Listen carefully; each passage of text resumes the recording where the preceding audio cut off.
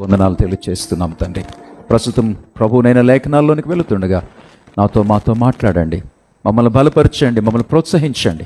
ఇంకనూ మిమ్మల్ని స్తుతించడానికి, ఆరాధించడానికి, మా హృదయాలను పురుకొల్పేటువంటి మాటలు వినటానికి మాకు సహాయం చేయమని యేసుక్రీస్తు వారి ప్రశస్తమైనటువంటి నామములో ఈ యొక్క కృతజ్ఞతలు మీ శ్రేష్టమైనటువంటి బంగారు పాదములకు సమర్పించుకుంటున్నాం మా పరమ తండ్రి. ఆమేన్.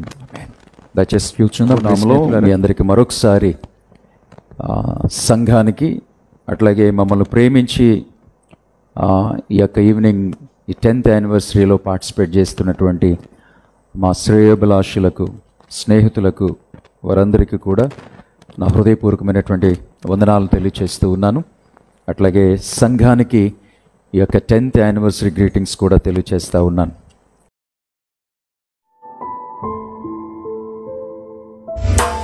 మేలు చేయక నీవు ఉండలేవయ్యా, ఆరాధించక నేను ఉండలేనయ్యా.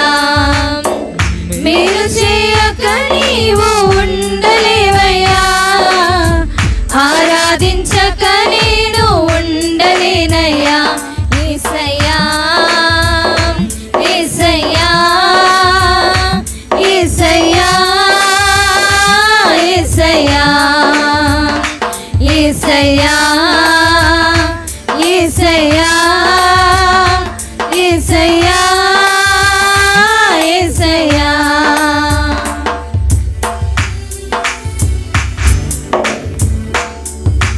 పాపములు చేశాను నేను, నీ ముందర తల ఎత్తలేను. క్షమించగలిగే నీ మనసు ఓదార్చింది నా ఆరాధనలో. పాపములు చేశాను నేను, నీ ముందర తల ఎత్తలేను. క్షమించగలిగే నీ మనసు ఓదార్చింది నా ఆరాధనలో. నా హృదయము నీతో అంది, నీకు వేరై మనలేనని.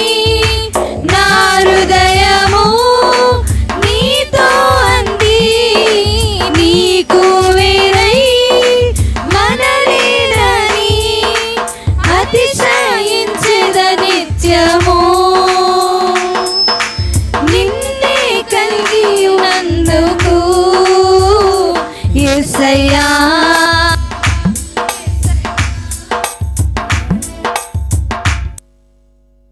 యేసయ్యా యేసయ్యా యేసయ్యా యేసయ్యా యేసయ్యా. మేలు చేయక నీవు ఉండలేవయ్యా, ఆరాధించక నేను ఉండలేనయ్యా. మేలు చేయక నీవు ఉండలేవయ్యా, ఆరాధించక నేను ఉండలేనయ్యా. యేసయ్యా యేసయ్యా యేసయ్యా యేసయ్యా యేసయ్యా యేసయ్యా యేసయ్యా యేసయ్యా.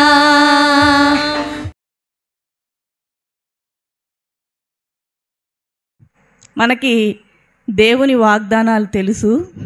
వాటిని మనం ఫ్రేమ్ కట్టించుకొని ఇంట్లో హ్యాంగ్ చేసుకుంటాం, సోషల్ మీడియాలో పోస్ట్ చేస్తూ ఉంటాం. కానీ ఆ వాగ్దానాలని చాలాసార్లు నమ్మలేని వారంగా, వాటిని స్వతంత్రించుకోలేని వారంగా ఒక్కొక్కసారి మన జీవితాల్లో గమనిస్తే మనకి ఆ పరిస్థితులు ఉన్నట్టు మనకు అర్థమవుతుంది.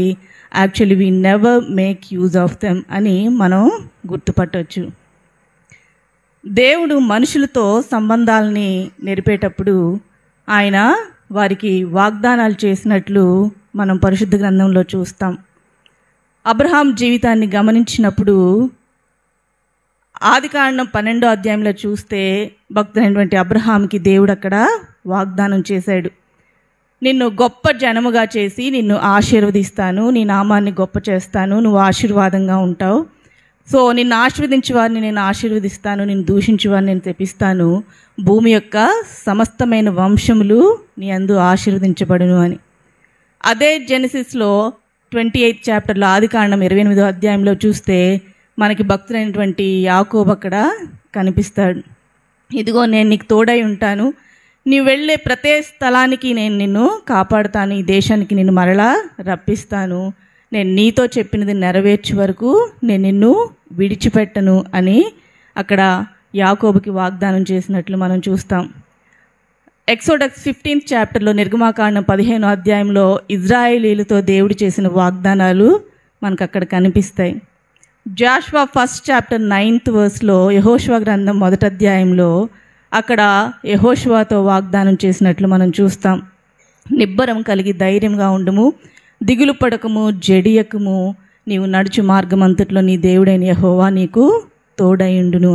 ఇలా చూసుకుంటూ పోతే మనకు పరిశుద్ధ గ్రంథమైన బైబిల్లో అనేకమైనటువంటి వాగ్దానాలు కనిపిస్తాయి. అప్రాక్సిమేట్గా 8,810 ప్రామిసెస్ మనకి పరిశుద్ధ గ్రంథమైన బైబిల్లో ఉన్నాయి. ఓల్డ్ టెస్టమెంట్లో 7,706 7,706 వాగ్దానాలు పాత నిబంధన గ్రంథంలో ఉన్నాయి. 1,104 వాగ్దానాలు నూతన నిబంధన గ్రంథంలో మనకు కనిపిస్తాయి. ఒక డ్యూటెరానమీ ద్వితీయోపదేశకాండం 28వ అధ్యాయంలోనే 133 వాగ్దానాలు మనకు కనిపిస్తాయి. అంతేకాకుండా మనం చరిత్రను కూడా గమనించినప్పుడు దేవుడు వాగ్దానాలు చేయడం మాత్రమే కాదు కానీ ఆయన వాటిని తప్పక నెరవేర్చినట్లు మనం చరిత్రలు చూస్తే మనకు అర్థమవుతుంది. భక్తుల జీవితాల్లో మాత్రమే కాదు కానీ మన జీవితాల్లో కూడా గత కాలంలోనికి మనం ఒకసారి వెనక్కి తిరిగి చూసుకుంటే దేవుడు వాగ్దానం చేసి వాటిని నెరవేర్చినట్లు మన జీవితాల్లో మనకి అర్థమవుతుంది. ఈ న్యూ లైఫ్ మినిస్ట్రీస్ అనేటువంటి పరిచర్య యొక్క ఫౌండర్ అయినటువంటి మార్తమ్మ గారికి దేవుడు 30 years బ్యాక్ ఆయన వాగ్దానం చేశారు, ఇంకా అంతకు ముందుగానే. అయితే ఆమె ఆ వాగ్దానాన్ని ఎత్తిపట్టుకొని పరిచర్యకి విధేయత చూపించి ఆ వాగ్దానాన్ని ఎత్తిపట్టుకొని ప్రార్థించడం ప్రారంభించినప్పుడు ఇన్ని సంవత్సరాల తర్వాత దాని నెరవేర్పుని మనం నేటి దినంలో చూస్తూ ఉన్నాం. అమ్మగారికి చేసిన వాగ్దానం ఏంటంటే హబక్కూకు 3:17 ప్రకారం అంజూరపు చెట్లు పూయకుండినను, ద్రాక్ష చెట్లు ఫలింపకపోయినను, ఒలీవ చెట్లు కాపులేకయుండినను, చేనులోని పైరు పంటకు రాకపోయినను, గొర్రెలు దొడ్డిలో లేకపోయినను, శాలలో పశువులు లేకపోయినను, నేను యెహోవా యందు ఆనందించదను, నా రక్షణకర్త అయిన నా దేవుని యందు నేను సంతోషించదను. సో ఆమె ఆ వాగ్దానాన్ని పట్టుకొని నిత్యం ప్రార్థిస్తూ ఉండేవాళ్ళు. దాని యొక్క నెరవేర్పుని నేటి దినం మనం చూస్తూ ఉన్నాం. సో మా వివాహమైనటువంటి తొలి దినాల్లో ఆఫ్టర్నూన్ సర్వీస్ ఉండేది, సర్వీస్ 1 o'clock ఉండేది 2001 ఆ టైంలో. సో దేవుడు సేవలకి ఇచ్చినటువంటి తలంపును బట్టి సేవకులు ఆ సర్వీస్ని మార్నింగ్ 7:30కి మార్చాలి అని ఆశపడినప్పుడు దేవుని దగ్గర ఒక వాగ్దానాన్ని అడిగారు. సో అది కీర్తనల గ్రంథం 46వ అధ్యాయం 5వ వచనంలో దేవుడు ఆ పట్టణంలో ఉన్నాడు, దానికి చలనము లేదు, అరుణోదయంన దేవుడు దానికి సహాయం చేయుచున్నాడు అని దేవుడు వాగ్దానం చేయడం మాత్రమే కాకుండా 2003 నుంచి నేటి వరకు ఆయన తన కృపను ఎక్కడా కూడా తక్కువ చేయలేదు. ఆయన అంతకంతకు ఆయన కృపను కుమ్మరిస్తూనే ఉన్నారు. సో 2003లో ఇప్పుడున్నటువంటి సిటీ చర్చ్లో ఆ మందిరం ఎక్స్టెండ్ చేయడం జరిగింది 13 feet వెనక్కి. అంత మాత్రమే కాదు కానీ 2012లో అక్కడ తుమ్మలపాలెంలో అమ్మగారైనటువంటి సొంత గ్రామంలో అక్కడ మందిరం కట్టడానికి, దాన్ని డెడికేట్ చేయడానికి దేవుడు సహాయం చేశారు. సో 2014లో ఇక్కడ సిటీ చర్చ్లోనే ఆ పక్కనే అక్కడే మేము విస్తరించబడాలి అనేటువంటి ఆశతో ఆ పక్కనే ఒక స్థలాన్ని తీసుకోవడం జరిగింది. అయితే మన తలంపులు ఒక విధంగా ఉంటాయి, దేవుని ఉద్దేశాలు ప్రత్యేకంగా ఉంటాయి. అక్కడ కంచరపాలెంలోనే విస్తరించాలని మేము ఆశపడ్డాం, కానీ దేవుడైతే 2015లో ఈ పెందుర్తి పరిసర ప్రాంతాల్లోనికి నడిపించడం జరిగింది.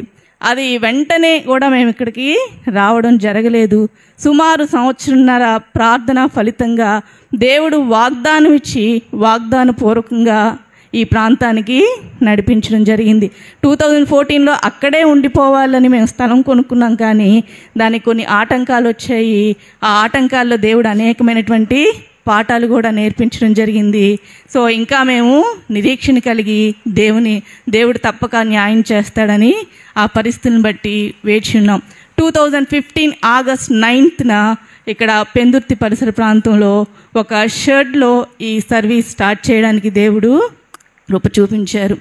సో 2017లో అమ్మగారి లోకాన్ని విడిచిపెట్టి దేవుని సన్నిధికి చేరినప్పుడు ఎవరైతే మాకు ఆదరణగా ఉండాలో, ఎవరైతే మమ్మల్ని ధైర్యపరచాలో, ఆ సొంత సంఘంలోనే కొంతమంది ఇక ఈ పరిచర్య లేదు, అమ్మగారితో పాటు ఈ పరిచర్య అయిపోయింది, ఇక న్యూ లైఫ్ మినిస్ట్రీస్ పరిచర్య అనేదే లేదు అన్నారు. కానీ దేవుడు తన కృపను ఎక్కడా కూడా తక్కువ చేయలేదు. మనుషులైతే విడిచిపెట్టచ్చు, కానీ వాగ్దానం చేసిన దేవుడు నమ్మదగినవాడు.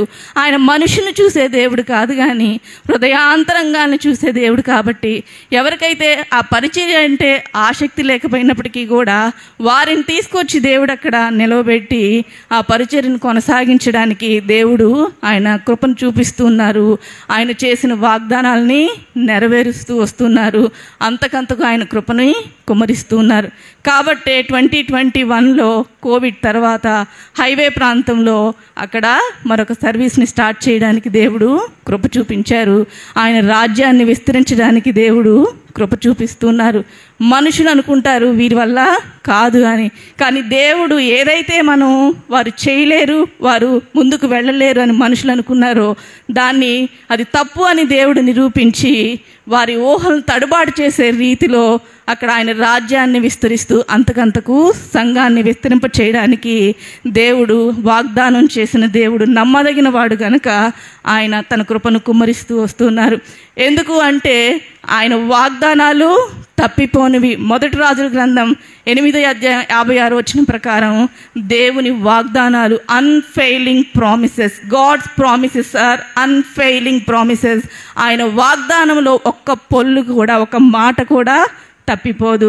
ఇంకా Titus 1st chapter 2nd 3rd verses ప్రకారం, తీతు అధ్యాయం 1వ అధ్యాయం 2-3 వచనాల ప్రకారం దేవుని వాగ్దానాలు శాశ్వతమైనవి. God's promises are eternal promises. ఈ భూమి పునాదులు వేయబడక మునుపే ఈ న్యూ లైఫ్ మినిస్ట్రీస్ పరిచర్య పట్ల దేవుడు వాగ్దానాలను కలిగి ఉన్నాడు. అంత మాత్రమే కాదు, 2 Peter 1st chapter 4th verse ప్రకారం, పేతురు గ్రంథం 2వ గ్రంథం 1వ అధ్యాయం 4వ వచనం ప్రకారం ఆయన వాగ్దానాలు ప్రెషియస్ ప్రామిసెస్. ఆయన వాగ్దానాలు అమూల్యమైనటువంటి వాగ్దానాలు. ఇంకా 2 Corinthians 1st chapter 20th verse ప్రకారం, 2 కొరింథీయులకు రాసిన పత్రిక 1వ అధ్యాయం 20వ వచనం ప్రకారం ఆయన వాగ్దానాలు నిశ్చయమైనటువంటి వాగ్దానాలు. God's promises are unfailing promises, everlasting promises, precious promises, assured promises. దేవుని వాగ్దానాలు తప్పిపోనివి, శాశ్వతమైనవి, అమూల్యమైనవి, నిశ్చయమైనవి.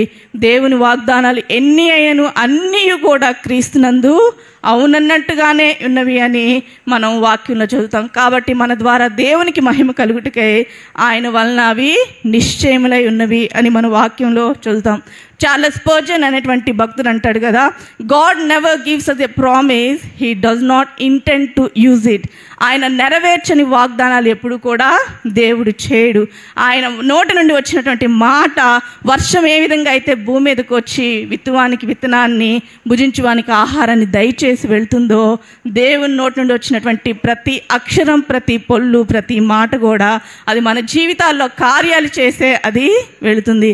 కాబట్టి దేవుని వాగ్దానాలు నెరవేరడం అనేవి తథ్యం మనం అనుకోవచ్చు, కానీ ఒక్కొక్కసారి లేట్ అవుతున్నప్పుడు ఇంకా ఏంటింత ఆలస్యం అని మనం రాసి చెందొచ్చు. కానీ ఆయన నోటి నుండి వచ్చినటువంటి మాట ఎన్నటికీ తప్పిపోనిది, శాశ్వతమైనది, నిశ్చయమైనది, అమూల్యమైనది. సో మనకి విశ్వాసంతో పాటు కొంచెం ఓర్పు కూడా మనకు అవసరమై ఉంది. ఒక బిడ్డ పుట్టాలి అంటే తల్లి గర్భంలో అక్కడ గర్భావధి కాలం 9 months అక్కడ బిడ్డ గర్భంలో ఉంటుంది. మనం ఇంకా గమనించినట్లయితే ఒక ఎలిఫెంట్ గర్భం ధరించి ఆ ఏనుగు పిల్ల బయటికి రావడానికి పట్టే సమయం 22 months 22 నెలలు అది గర్భంలో ఉంటుంది. ఇంకా స్పైనీ డాగ్ ఫిష్ అనేటువంటి షార్క్ ఫిష్ అది గర్భంలో ఉండే కాలం 22 నుంచి 24 నెలలు 24 months అది గర్భంలో ఉంటుంది. ఇంకా మనం గమనించినట్లయితే ఆస్పైన్ సాలమాండర్ అనేటువంటి యాంఫీబియా జాతికి చెందినటువంటి ఈ సాలమాండర్ గర్భావధి కాలం తెలిస్తే మీరు ఆశ్చర్యపోతారు. అది 38 నెలలు అది గర్భంలో ఉండి పూర్తిగా రూపు చెందిన తర్వాత ఈ లోకంలోనికి వస్తుంది. సో మనం గమనించినట్టయితే భక్తుడైనటువంటి అబ్రహాం జీవితంలో ఆ వాగ్దానం నెరవేరడానికి 25 years పట్టింది. భక్తుడైనటువంటి యోసేపు జీవితంలో మనం చూస్తే 13 సంవత్సరాలు ఆ వాగ్దానం నెరవేరినట్లు, 13 సంవత్సరాల తర్వాత నెరవేరినట్లు మనం చూస్తాం. సో మన వాగ్దానాలు నెరవేరే క్రమంలో ఆటంకాలు రావచ్చు, నిరాశ ఎదురవచ్చు, నిరుత్సాహం ఎదురవచ్చు. అయినప్పటికీ కూడా హెబ్రీ గ్రంథకర్త 10వ అధ్యాయంలో రాసిన ప్రకారం వాగ్దానం చేసిన వాడు నమ్మదగిన వాడు కనుక మన నిరీక్షణ విషయమే మనం ఒప్పుకున్నది నిశ్చలముగా మనం పట్టుకుందాము. సో వాగ్దానం ఇంకా నెరవేరట్లేదు, ఇంకా ఆలస్యం అవుతుందంటే మన పట్ల దేవునికి ఏదో ప్రత్యేకమైన ప్రణాళిక ఉంది. మనం ఆయన సారూప్యతలోనికి మారాలని దేవుడు ఆశపడుతున్నారు. ఇంకా మనల్ని అంతకంతకు ఆత్మీయంగా అభివృద్ధి చెందించాలని దేవుడు ఆశపడుతున్నాడు. మనం గమనించాలి. వాగ్దానం చేసిన వాడు నమ్మదగిన వాడు. ఎందుకంటే ఆయన వాగ్దానాలు తప్పిపోనివి, శాశ్వతమైనవి, అమూల్యమైనవి, నిశ్చయమైనవి మనం గుర్తుపెట్టుకోవడం మాత్రమే కాకుండా విశ్వాసంతో పాటు చిన్న ఓర్పు కూడా మనం కలిగి ఉండాలి. విశ్వాసంలో కర్తయ్య దాన్ని కొనసాగించేవాడైన యేసు వైపు చూస్తూ మనం ముందుకు సాగిపోవడానికి ఇష్టపడాలి. చైనా ఇన్లాండ్ మిషన్ ఫౌండర్ అయినటువంటి హడ్సన్ టైలర్ అనేటువంటి భక్తుడు రూమ్లో ఎప్పుడు కూడా ఒక ఫోటో ఫ్రేమ్ వేలాడుతూ ఉంటుంది. ఆ ఫోటో ఫ్రేమ్లో 2 హీబ్రూ పదాలు ఉంటాయన్నమాట. అందులో ఒకటి ఏంటంటే ఎబినైజర్ అంటే హితటో had the Lord helped us. ఇంతవరకు దేవుడు నాకు సహాయం చేసి ఉన్నాడు, ఎన్ని సంవత్సరాలు ఆయన నా పట్ల కృప చూపించున్నాడు అని అర్థం. ఇక రెండో మాటకి జెహోవా జైరా అనే హీబ్రూ పదానికి అర్థం ఏంటంటే the God will see to it or the God will provide. ఆయన చూచుకుంటాడు, ఆయన ప్రొవైడ్ చేస్తారు, ఆయన మనకు సమస్తాన్ని పట్టించుకుంటాడు అని. సో మనం గమనించినట్లయితే ఈ పరిచర్య ప్రారంభం నుంచి ఇన్ని సంవత్సరాల్లో దేవుడు ఆయన కృపను ఎప్పుడూ కూడా తక్కువ చేయలేదు. సిటీ చర్చ్ దగ్గర నుంచి కానీ, తర్వాత తుమ్మలపాలెం పరిచర్య స్టార్ట్ చేసిన దగ్గర నుంచి కానీ, ఈ పెందుర్తి పరిచర్య కానీ, హైవే సర్వీస్ కానీ స్టార్ట్ చేసిన దగ్గర నుంచి కూడా ఎప్పుడూ కూడా దేవుడు ఆయన మన విషయంలో, పరిచర్య విషయంలో తప్పిపోలేదు. కొన్నిసార్లు మానవులంగా మనకి నమ్మదగిన వారంగా మనం ఉన్నప్పటికీ కూడా దేవుడు మాత్రం ఆయన ఎప్పుడు కూడా ఆయన ఫెయిత్ఫుల్నెస్ని తప్పిపోలేదు. ఎందుకంటే ఆయన వాగ్దానం చేసిన వాడు నమ్మదగిన వాడు. ఆయన వాగ్దానాలు అమూల్యమైనవి, శాశ్వతమైనవి, నిశ్చయమైనవి, అవి తప్పిపోని వాగ్దానాలు. సో ఇన్ని సంవత్సరాలు దేవుడు మన పట్ల కృప చూపిస్తూ ఆయన కృప వెంబడి కృపను కుమ్మరిస్తూనే ఉన్నారు. సో ఎబినైజర్గా మన జీవితాల్లో, మన కుటుంబ జీవితంలో, వ్యక్తిగత జీవితంలో, మన సంఘ జీవితంలో ఆయన కృపను తక్కువ చేయలేదు. హితటో had the Lord helped us. ఆయన ఇంతవరకు ఆయన మనకి సహాయం చేశాడు. సో ఇక ముందు కూడా ఆయన మనకి సహాయం చేస్తానని అష్యూరెన్స్ని ఇస్తున్నారు. The God will see to it, the God will provide అని దేవుడు వాగ్దానం చేస్తున్నాడు. జెహోవా జైరా అంటే అదే. ఇంతవరకు మన జీవితాల్లో, వ్యక్తిగత కుటుంబ సంఘ జీవితాల్లో ఎబినైజర్గా ఉన్న దేవుడు భవిష్యత్తులో జెహోవా జైరాగా ఉంటారని ఆయన వాగ్దానం చేస్తున్నాడు. కాబట్టి గత కాలంలో మనం తప్పిపోయి ఉండొచ్చు, కొన్నిసార్లు మనం ఆయనకి వ్యతిరేకంగా మనం జీవించి ఉండొచ్చు. బట్ స్టిల్ ఆయన కృపను తక్కువ చేయలేదు. ఆయన వాగ్దానాలు నెరవేర్చే విషయంలో దేవుడు తప్పిపోలేదు. ఆయన కృపను కుమ్మరించే విషయంలో దేవుడు ఎప్పుడు కూడా తప్పిపోలేదు. ఆయన కృపని కుమ్మరిస్తూనే ఉన్నారు. నమ్మదగిన వారంగా మనం ఉంటున్నప్పటికీ కూడా దేవుడు మాత్రం నమ్మదగిన వాడుగా ఉండి ఆయన వాగ్దానాలు నెరవేర్చే విషయంలో ఆయన కృప చూపిస్తూనే ఉన్నారు. కాబట్టి మనం ఆరాధనలోనికి వెళ్లే ముందు ఈ మాటల్ని జ్ఞాపకం చేసుకుంటూ, ఇప్పటి వరకు మా జీవితాల్లో ఎబినైజర్గా ఉన్నావు దేవా, భవిష్యత్తులో నువ్వు జెహోవా జైరాగా ఉంటావని వాగ్దానం చేస్తున్నావు. కాబట్టి గత కాలంలో చేసిన మేలుని జ్ఞాపకం చేసుకుంటూ భవిష్యత్తు పట్ల ఇచ్చే వాగ్దానాన్ని చేతపుచ్చుకొని విశ్వాసం కర్తయు దాన్ని కొనసాగించబడిన యేసు వైపు చూస్తూ ఆ తప్పిపోయినటువంటి వాగ్దానాల కోసం, అమూల్యమైనటువంటి వాగ్దానాల కోసం, ఆయన నిశ్చయమైనటువంటి శాశ్వతమైన వాగ్దానాలను స్వతంత్రించుకోవడానికి మనం అందరం ప్రయాసపడదాం. దేవుడి కొద్ది మాటలు దీవించునుగాక.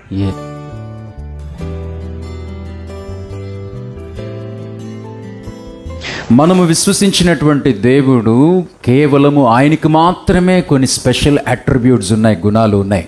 మరెవరితో కూడా ఆయన్ని పోల్చలేము. నిజంగా ఈరోజు ఆయనకి సంబంధించినటువంటి నామములు 2 నామాలు. ఎబెనేజర్, ఇంతవరకు మాకు తోడుగా ఉన్నావు. కేవలం మినిస్ట్రీలనే కాదు, వ్యక్తిగతంగా, కుటుంబపరంగా, సంఘపరంగా కూడా. ఒకవేళ మీలో ఎవరైనా ఫస్ట్ టైం ఇక్కడికి వచ్చి ఉంటే మీరు ఇంకనూ సజీవులుగా ఉండటానికి, ఈరోజు ఇలాంటి మాటలు కూడా వినటానికి ఈరోజు మీరు ఇక్కడికి వచ్చారు అంటే దేవుడు మిమ్మల్ని కాపాడి ఇంతవరకు తన కృపను తక్కువ చేయలేదు స్నేహితులారా. సో ఎబెనేజర్ ఇంతకాలం మాకు సహాయం చేశాడు. 2వ పేరు ఏంటో గుర్తుందా మీకు? చెప్పండి. జెహోవా జైరే లేక జైరా. ఎందుకంటే ఇక ముందు కూడా ఆయన మాకు సహాయము చేస్తాడు. రండి ఒకసారి మనం అందరం కలిసి లెగిచి నిలబడి, స్నేహితులారా, ప్రతి ఒక్కరము కూడా ఈ సమయాన్ని బట్టి కళ్ళు మూసుకొని ఒక్కసారి మా పట్ల, మా కుటుంబాల పట్ల, మా సంఘము పట్ల, సేవకుల పట్ల ఒకసారి అందరం కళ్ళు మూసుకుందాం. ఒకసారి 2 చేతులు కూడా ఒకసారి ఎత్తుదాం. వీలైతే 2 చేతులు కూడా జోడించవచ్చు. స్నేహితులారా, మనస్ఫూర్తిగా ప్రతి ఒక్కరు కూడా, అయా నీకు వందనాలు చెల్లిస్తున్నాం. మేము తప్పిపోయినా నువ్వు మాత్రం తప్పిపోవట్లేదు నాయన తండ్రి. మేము చాలాసార్లు నమ్మదగని వారంగా ఉన్నాము, మీరు మాత్రము చాలా నమ్మదగిన దేవుడిగా ఉన్నారు. మా పట్ల మీరు చూపిస్తున్న దయా దీర్ఘశాంతాన్ని ప్రభా మేము జ్ఞాపకం చేసుకుంటున్నాం తండ్రి. మీ యొక్క ఎబెనేజర్ అనేటువంటి మీ వ్యక్తిత్వాన్ని ఇంతవరకు ఉంచి ఇక ముందు కూడా యెహోవా ఈరే అనేటువంటి వ్యక్తిత్వాన్ని కొనసాగించడానికి మా విషయంలో మీరు ఇష్టపడుతున్నందుకు నీకు వందనాలు. మీరు చేసిన ప్రామిసెస్ చాలా ఫుల్ఫిల్ అయిపోయాయి. మా విషయంలో కానీ, మా పిల్లల విషయంలో కానీ, ఆ యొక్క 10 సంవత్సరాల యొక్క ఫెయిత్ఫుల్నెస్ని బట్టి.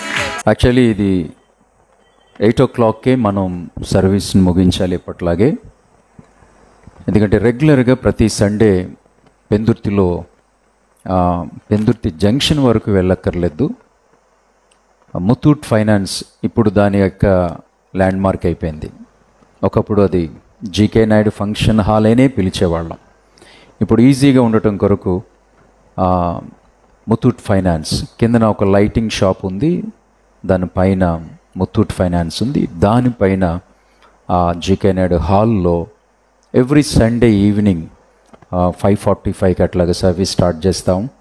సో అది ఎగ్జాక్ట్గా 8 o'clock అయిపోతుంది. సో సిటీ నుండి ఉన్నటువంటి చర్చెస్ వాళ్ళు కూడా ఉన్నారు, కొంతమంది దూరం, ఈవెన్ గాజువాక, అట్లాగే అనేక మంది శ్రేయోభిలాషులు కూడా సిటీలో నుంచి వస్తారు అన్న ఆలోచనతో సో ఆ హాల్ సరిపోదు కాబట్టి మనం ఈ హాల్లోకి వచ్చాం. సో అయితే దూరం నుండి వస్తారు కాబట్టి ఇది thanks giving service, Sunday service లాగే, బట్ స్పెషల్ సర్వీస్ లాగా. స్పెషల్ అంటే నాకు తెలిసి ఇందులో వేరేగా స్పెషల్స్ అయితే ఏమీ లేవు. ఈవెన్ చివరికి కిందన ఒక ఫ్లెక్సీ కూడా పెట్టలేదు మేము. అయితే జస్ట్ ఈ హాల్ వరకే స్పెషల్ అంతే. ఇక కొంచెం ద బెస్ట్ సౌండ్ అనుకున్నాం కానీ సో వాళ్ళు డిసప్పాయింట్ చేశారు మనల్ని. సో ఏదేమైనప్పటికీ స్నేహితులారా, 8 o'clock క్లోజ్ చేయాలనుకున్నాం, రెగ్యులర్ సండే టైం అనుకున్నాం. బట్ ఆల్రెడీ టైం 7:44 అయింది నా ఫోన్లో. కనీసం నేను ఒక 20 minutes అన్న నేను క్లుప్తంగా సందేశం ఇచ్చిన తర్వాత మనం ముందుకు వెళదాం. 8:30కి మనము డిన్నర్కి వెళ్ళడానికి ప్రయత్నం చేద్దాం. మ్యాక్సిమం అదే డెడ్ లైన్గా ఊహించుకోండి. ఎవరో అన్నారు, మరి మీరు అంత టైంని మరీ బాగా ఆ టైంకి మీరు స్టిక్ అయి ఉండొద్దు, ఇది స్పెషల్ సండే కదా అని అన్నారు. సో అయినప్పటికీ కూడా లేట్గా స్టార్ట్ చేసాం అండ్ కొన్ని డిస్టర్బెన్సెస్ కూడా ఉన్నాయి. ఆ కారణం చేత మనం 8:30కి అట్లాగా క్లోజ్ చేసుకుందాం. ఒక విధంగా సేవకురాలు యొక్క ఎగ్జాల్టేషన్ మన 10th anniversary పర్ఫెక్ట్గా సరిపోయింది అని అనిపిస్తుంది నాకు. ఇంకొక సందేశము అవసరము అని కూడా నాకు అనిపించట్లా. ఎందుకంటే ఇంతవరకు సహాయం చేసినందుకు ఎబెనేజర్గా, ఇక ముందు కూడా సహాయం చేసేటువంటి యెహోవా జైరేగా, ఆ మాటలు, వాగ్దానాలు నెరవేర్చే దేవుడు, నమ్మదగిన దేవుడు, ఆయన మాటలు, ఆయన వాగ్దానాలు స్థిరమైనవి. దట్స్ ఎనఫ్ అండి ఈ యొక్క యానివర్సరీకి. సో అయినప్పటికీ కూడా ఇది సండే సర్వీసే కాబట్టి దాంట్లో భాగంగా ఈ సెకండ్ సెరమనీ నేను బ్రీఫ్గా ముగించి నేను క్లోజ్ చేస్తాను ప్రియ స్నేహితులారా. దానికోసం మనం యెహోషువ రాసినటువంటి గ్రంథం 24వ అధ్యాయం. ఈ వచనము మనందరికీ సుపరిచితమైన లేఖనం. ఒకవేళ క్రిస్టియన్ ఫ్యామిలీలో పుట్టిన వాళ్ళకి ఈ వచనం బైబిల్లో ఎక్కడుంటుందో తెలియకపోయినా మా ఇంటి గోడ మీద మాత్రం ఉంటుందండి. మా ఇంట్లో హాల్స్లో గోడ మీద అయితే మేము చాలాసార్లు మా మమ్మీ తీసుకొచ్చి పెట్టింది, మా వైఫ్ తీసుకొచ్చి పెట్టింది అని మనం డెఫినెట్గా గుర్తు చేసుకుంటాం. ఒకసారి అందరం కలిసి 24వ అధ్యాయం యెహోషువ గ్రంథం 15వ వచనాన్ని మనం కలిసి చదువుకుందాం ప్రియ స్నేహితులారా. యెహోషువ గ్రంథము 24వ అధ్యాయము 15వ వచనం. యెహోవాను సేవించుట మీ దృష్టికి కీడని తోచిన ఎడల మీరు ఎవరిని సేవించెదరో, నది అద్దరిని మీ పితరులు సేవించిన దేవతలను సేవించెదరో, అమోరీయుల దేశమున మీరు నివసించుచున్నారే వారి దేవతలను సేవించెదరో నేడు మీరు కోరుకొనుడి. మీరెవరిని సేవింప కోరుకొనినను నేనును నా ఇంటి వారును యెహోవాను సేవించెదం. సంభవం మీ వాయిస్ నాకు వినబడలేదు. సో మీరు అప్పటికి ఇంకా తీయలేదేమో, లేకపోతే ఈ ఏసీని బట్టి నాకు వినిపించట్లేదేమో. మీ వాయిస్ను ఒక్కసారి కొంచెం రేస్ చేసి నాతో పాటు మరలా 15వ వచనాన్ని అందరం కలిసి చదువుదాం. గమనించండి. యెహోవాను సేవించుట మీ దృష్టికి కీడని తోచిన ఎడల మీరు ఎవరిని సేవించెదరో, నది అద్దరిని మీ పితరులు సేవించిన దేవతలను సేవించెదరో, అమోరీయుల దేశమున మీరు నివసించుచున్నారే వారి దేవతలను సేవించెదరో నేడు మీరు కోరుకొనుడి. మీరెవరిని సేవింప కోరుకొనినను నేనును నా ఇంటి వారును యెహోవాను సేవించెదము అనెను. యెహోషువ యొక్క ఆఖరి దినాల్లో మాట్లాడినటువంటి మాటల్లో ఇదొక అద్భుతమైనటువంటి స్టేట్మెంట్. చాలామంది కొత్త వారిని చూస్తున్నాను, నాన్ క్రిస్టియన్స్ని కూడా చూస్తున్నాను. చాలా సంతోషం. ఈరోజు మా సెలబ్రేషన్లో మీరు కూడా ఉన్నందుకు. సో ఎవరు యెహోషువ? సో సింపుల్గా బ్రీఫ్గా మనము ఈజిప్ట్ వెళ్దాం. ఈజిప్ట్ భూమి మీద ఉన్న నిజమైన ప్రాంతం. ఆ ఈజిప్ట్లో దేవుడు ముందుగా ఏర్పాటు చేసుకున్నటువంటి ఒక జనరేషన్. ఆ జనరేషన్ని మనం అప్పుడు మాటల్లో చూజన్ జనరేషన్ అనొచ్చు. అప్పుడు ఆయన ఏర్పరచుకున్నటువంటి జనాంగం. అబ్రహాము దగ్గర నుండి మీరు ఆలోచించినట్లయితే ఆ జనాంగము ఈజిప్ట్లో ఎంటర్ అయినప్పుడు వాళ్ళు రాయల్గా ఎంటర్ అయ్యారు. 70 పీపుల్గా 70 మందిగా ఎంటర్ అయ్యారు. ఆ రోజుల్లో ఆ జనరేషన్లో ఉన్నటువంటి ఒక యంగ్స్టర్, అతని పేరు జోసెఫ్. అతనికి చిన్నప్పుడే దేవుడు ఒక విజన్ ఇచ్చాడు. ఆ విజన్లో తన 12 మంది సిబ్లింగ్లో, అంటే వాళ్ళ నాన్న అమ్మకి వారు 12 మంది, ఆ 12 మందిలో తనని స్పెషల్గా బ్లెస్ చేయబోతున్నందుకు, అంటే దేవుడు స్వార్థప్రియుడు కాదు. కొన్నిసార్లు ప్రియ స్నేహితులరా, ఒక ప్రాంతాన్ని, ఒక గ్రూప్ ఆఫ్ పీపుల్ని రూల్ చేయాలి అని అంటే డెఫినెట్గా ఒక లీడర్ కావాలి. అందరూ లీడర్ కాలేరు. సో కాబట్టి దేవుడు జోసెఫ్ని వాళ్ళ 12 మంది అన్నదమ్ముల్లో తనని లీడర్ చేస్తానని, దానికి సంబంధించినటువంటి ఒక విజన్ని దేవుడు అతనికి చూపించాడు. సో దాంతో చాలా ఆశ్చర్యము, దాన్ని అతడు నమ్మాడు. అతనికి దేవుడు ఎందుకు స్పెషల్గా విజన్ చూపించాడు, అతన్నే ఎందుకు ఎంచుకున్నాడు? సింపుల్ ఆన్సర్ ఏంటో తెలుసా? At the age of 17 years అతని జీవితంలో ఈ విజన్ వచ్చింది. అతని యొక్క 17 years లైఫ్ని కానీ క్లోజ్గా మనం కొంచెం హిస్టారికల్గా మనం మెడిటేట్ చేయగలిగితే మిగిలిన వారందరికన్నా గాడ్ ఫియర్డ్గా ఉన్నాడు. మిగిలిన వాళ్ళందరికన్నా దైవభక్తితో ఉన్నాడు అతను. మిగిలిన వారందరికన్నా అమ్మా నాన్న పట్ల గౌరవంగా ఉన్నాడు. మిగిలిన వారందరి పట్ల కన్నా అలవాట్ల దగ్గర కానీ, యాటిట్యూడ్ దగ్గర కానీ, లేక ప్రయారిటీస్ దగ్గర కానీ చాలా స్పెషల్గా ఉన్నాడు. సో డెఫినెట్గా ఎవరికి పడితే వారికి పగ్గాలు అందించరు కదా, ఎవరికి పడితే వారిని ప్రియ స్నేహితుల సింహాసనం మీద కూర్చోపెట్టరు కదా, వారు అర్హులా కాదా అన్నది డెఫినెట్గా చూస్తారు. సో ఆ 12 మందిలో అతని యొక్క అర్హత, స్నేహితులరా, అతని నీతి, అతని భక్తి, పెద్దల పట్ల గౌరవము, ఏమండి చుట్టూ ఉన్నటువంటి సొసైటీ పట్ల అవగాహన, సో అతనికి దర్శనాన్ని చూపించాడు. దాని తర్వాత దర్శనం ఉన్నట్లు అలాగా నెరవేరిపోదు. ఈరోజు నీకు ఏదైనా కల వస్తే, ఈరోజు దేవునికి ఏదైనా ప్రామిస్ చేస్తే ఓవర్ నైట్ మిరాకిల్స్ ఎప్పుడు జరగవు. అవి సరైనవి కాదు కూడా స్నేహితులు. చాలా రేర్ సందర్భాల్లో మాత్రమే రాత్రికి రాత్రి కొన్ని అద్భుతాలు జరుగుతూ ఉంటాయి. కానీ భవిష్యత్తుకు సంబంధించి నిన్ను ఒక స్పెసిఫిక్గా ఏమని అనేక మందికి నిన్ను ఒక ఎగ్జాంపుల్గా, నిన్ను జనరేషన్స్ టు జనరేషన్కి నిన్ను ఆశీర్వాదకరంగా మార్చాలి అనుకోవటం దేవుని పర్పస్ అయిందనుకోండి, వింటున్నారా? అది దేవుని పర్పస్ అయితే మాత్రము నీకు చూపించిన విజన్, నీకు ఇచ్చినటువంటి డ్రీము, నీకు ఇచ్చినటువంటి ప్రామిస్, వాగ్దానము, అది మాత్రం అంత త్వరగా జరగదు, అంత సులువుగా కూడా జరగదు.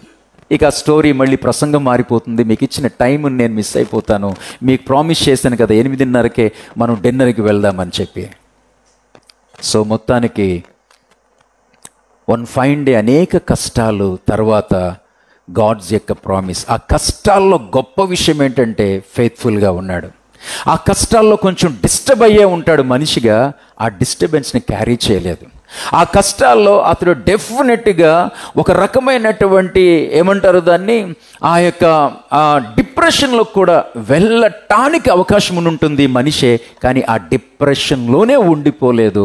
గాడ్స్ ప్రామిసెస్ని జ్ఞాపకం చేసుకున్నాడు అండ్ దేవుణ్ణి చూడడానికి ఇష్టపడ్డాడు.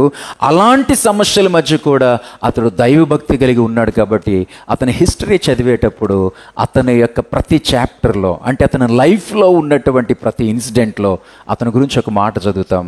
God was with Joseph, God was with Joseph అని చదువుతాం.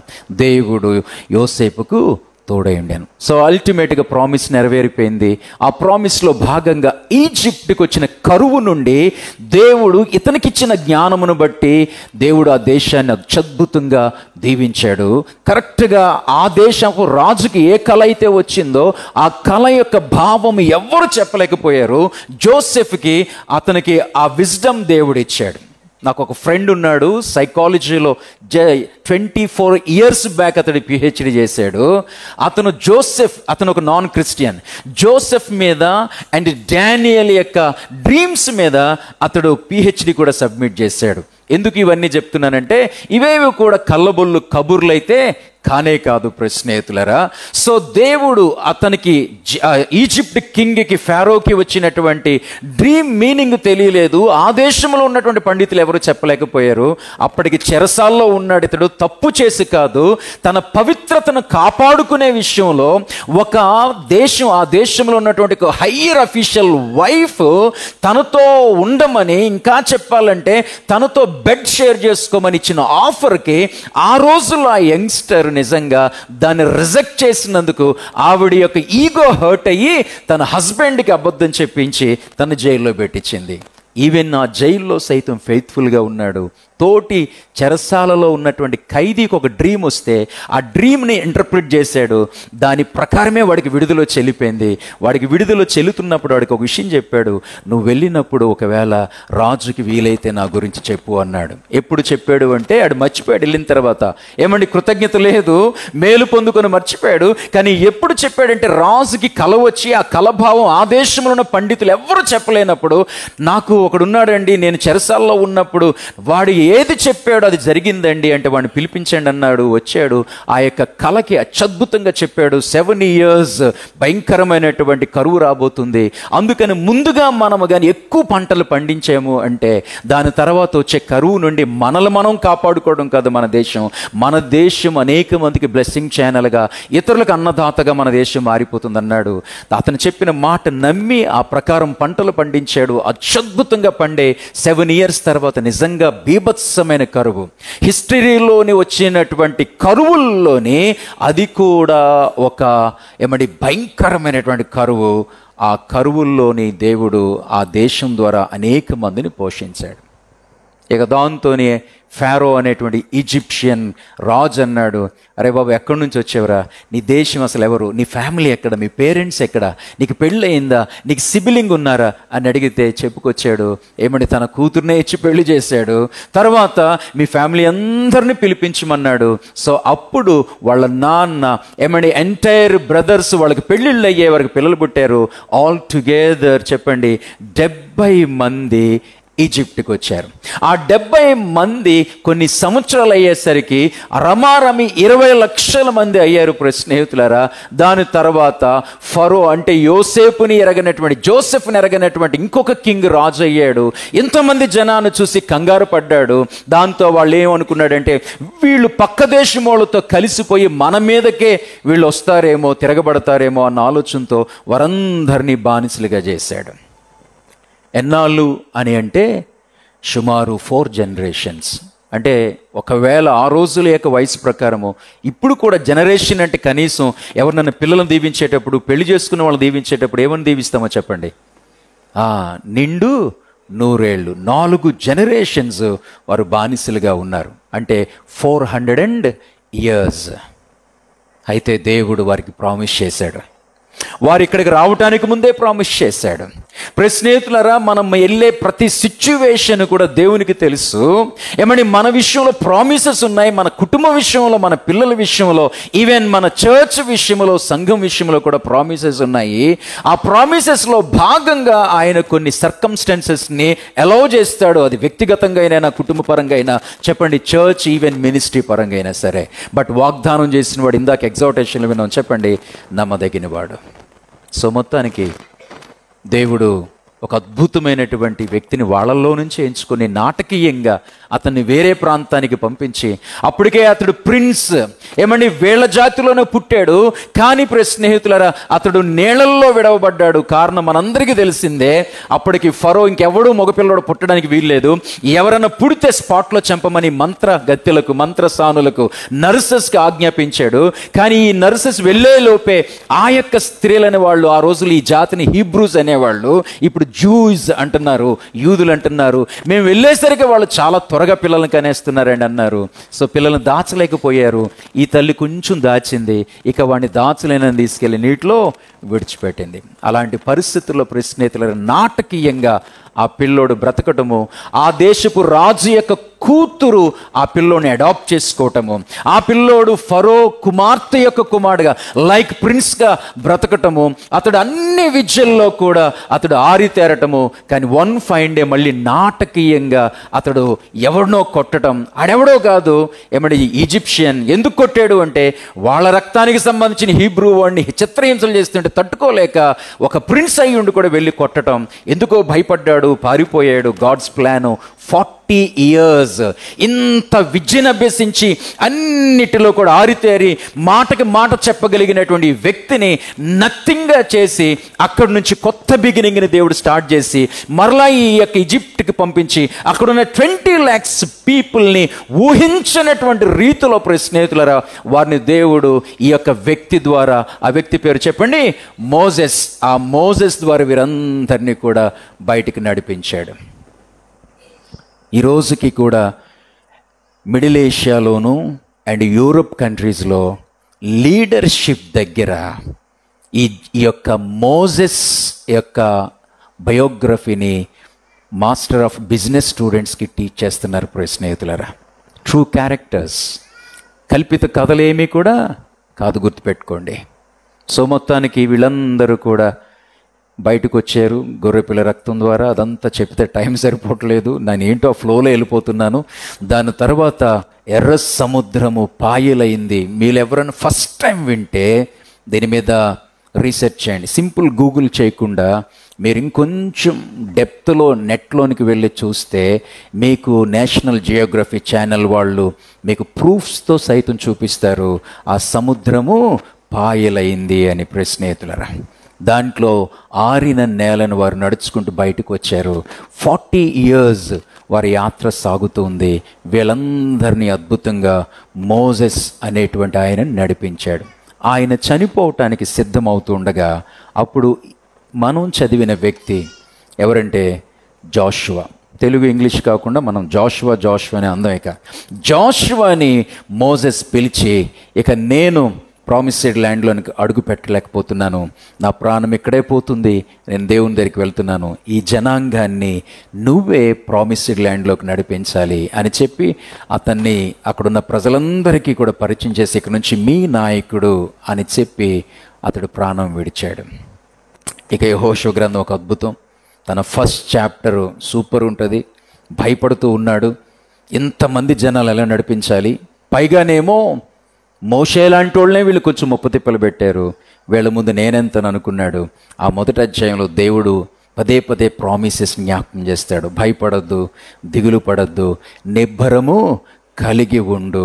అంత మాత్రమే కాదు, నిజంగానే ప్రామిస్ చేస్తే నెరవేరుస్తానురా, నీకు నమ్మాలనిపించట్లేదు కదా, ఇదిగో ఆ దేశం యొక్క కొలతలు కూడా నీకు చెప్తున్నాను, మెజర్మెంట్స్, ఈ మెజర్మెంట్స్ ప్రకారం మీకు ఇస్తాను అన్నాడు. మొత్తానికి అతని ముందు అద్భుతమైన టార్గెట్స్ ఉన్నాయి. ఆ టార్గెట్లో మొదటిది మిలిటరీ టార్గెట్ అంటాం, జెరికో. ఆ విషయంలో దేవుడు ఊహించినటువంటి అద్భుతం చేశాడు. మనం రీసెంట్గా కూడా సిరీస్ ఆఫ్ మెసేజెస్లో విన్నాం దాని గురించి. నష్టము ద్వారా లాభం అనే సిరీస్లోని మనం విన్నాం. లోక పద్ధతులకి దైవ పద్ధతులకి పూర్తిగా చెప్పండి భిన్నమైనటువంటి పరిస్థితుల గురించి ధ్యానం చేశాం.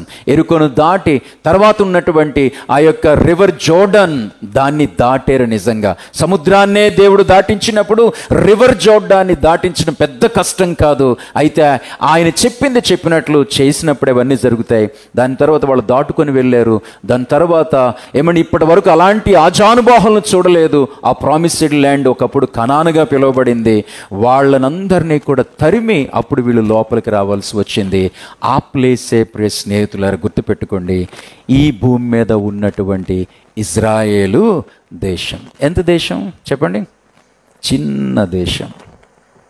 ఇప్పుడు ఈరోజు centre of the attraction for the world, ప్రపంచానికే అది చెప్పండి ఆకర్షణీయంగా మారిపోయింది. మీకు ఒక సత్యం చెప్పనా, కొత్త వాళ్ళు కూడా ఉన్నారు కాబట్టి, భవిష్యత్తులో ఈ యేసు ప్రభు అనేటువంటి దేవుడు మనుషుల యొక్క పాపాన్ని పరిహరించడానికి, రక్తం చిందించడానికి, ఎందుకంటే రక్త ప్రోక్షణ లేకుండా ఏమీ లేదు, పాప క్షమాపణ లేదు. సో ఆయన ఈ భూమి మీదకి వచ్చాడు రక్తం చిందించడానికి. ఆయన మరణించాడు, తిరిగి లెగిచాడు. నమ్మితే ఆయన రక్తము మనుషులకి పాపక్షమాపణ కలిగిస్తుంది. ఆయన చనిపోయాడు, బలియాగం అయిపోయాడని నమ్మితే పాపమును బట్టి దూరం అయిపోయినటువంటి మానవుడు దేవుని దగ్గరకు వస్తాడు, దేవునితో సమాధానపరచబడతాడు.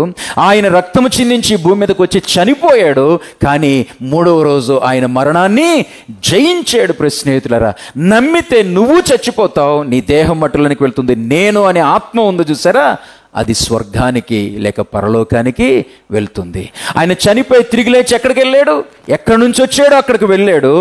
స్నేహితులారా, వెళ్తూ చెప్పాడు, నేను మరలా తిరిగి వస్తాను అని. ఎందుకు ఈ మాటలు చెప్తున్నాను అంటే వినండి. ఏ ఇజ్రాయెల్ దేశం అయితే ఉందో ఆ దేశము మరలా యేసు ప్రభువు రావటానికి అదొక పెద్ద వేదిక ప్రియ స్నేహితులారా. అందుకని ఇజ్రాయెల్ దేశంలో జరిగే ప్రతి న్యూస్ను కూడా ఎవరన్నా గమనించవచ్చు, నాట్ ఓన్లీ క్రిస్టియన్స్, ఎవరైనా ప్రపంచంలో గమనించవచ్చు. తత్ఫలితంగా భవిష్యత్తులో మరలా తిరిగి జీసస్ వచ్చేటప్పుడు ఏమని ఏం జరుగుతుందో, ఏం జరగబోతుందో అవన్నీ కూడా ఈ యొక్క బైబిల్లోని ఏమని రికార్డ్ చేయబడ్డాయి ప్రియ స్నేహితులారా, ఆశ్చర్యంగా. అందుకనే నువ్వు ఈ టీవీ చూసినా, లేకపోతే జెమినీ టీవీ చూసినా, లేకపోతే లోకల్ టీవీస్ చూసినా, చూడకపోయినా పర్వాలేదు, కానీ నువ్వు మాత్రం బీబీసీ లాంటివి, CNN లాంటివి ఇంటర్నేషనల్ ఛానల్స్ నువ్వు అప్పుడప్పుడు చూస్తూ ఉంటే నీవు చూసిన ప్రతిసారి ఇజ్రాయెల్ దేశానికి సంబంధించినటువంటి న్యూస్ లేకుండా ఆ యొక్క రోజు గడవదు ప్రియ స్నేహితులారా. తత్ఫలితంగా ఇజ్రాయెల్ దేశం అనేటువంటిది ఒక గడియారం అయితే ఆ గడియారము యేసు ప్రభు యొక్క సమయాన్ని మనకు తెలియచేస్తుందన్న సత్యాన్ని జ్ఞాపకం పెట్టుకోండి. ఇప్పుడు యెహోషువ దగ్గరికి వద్దాం.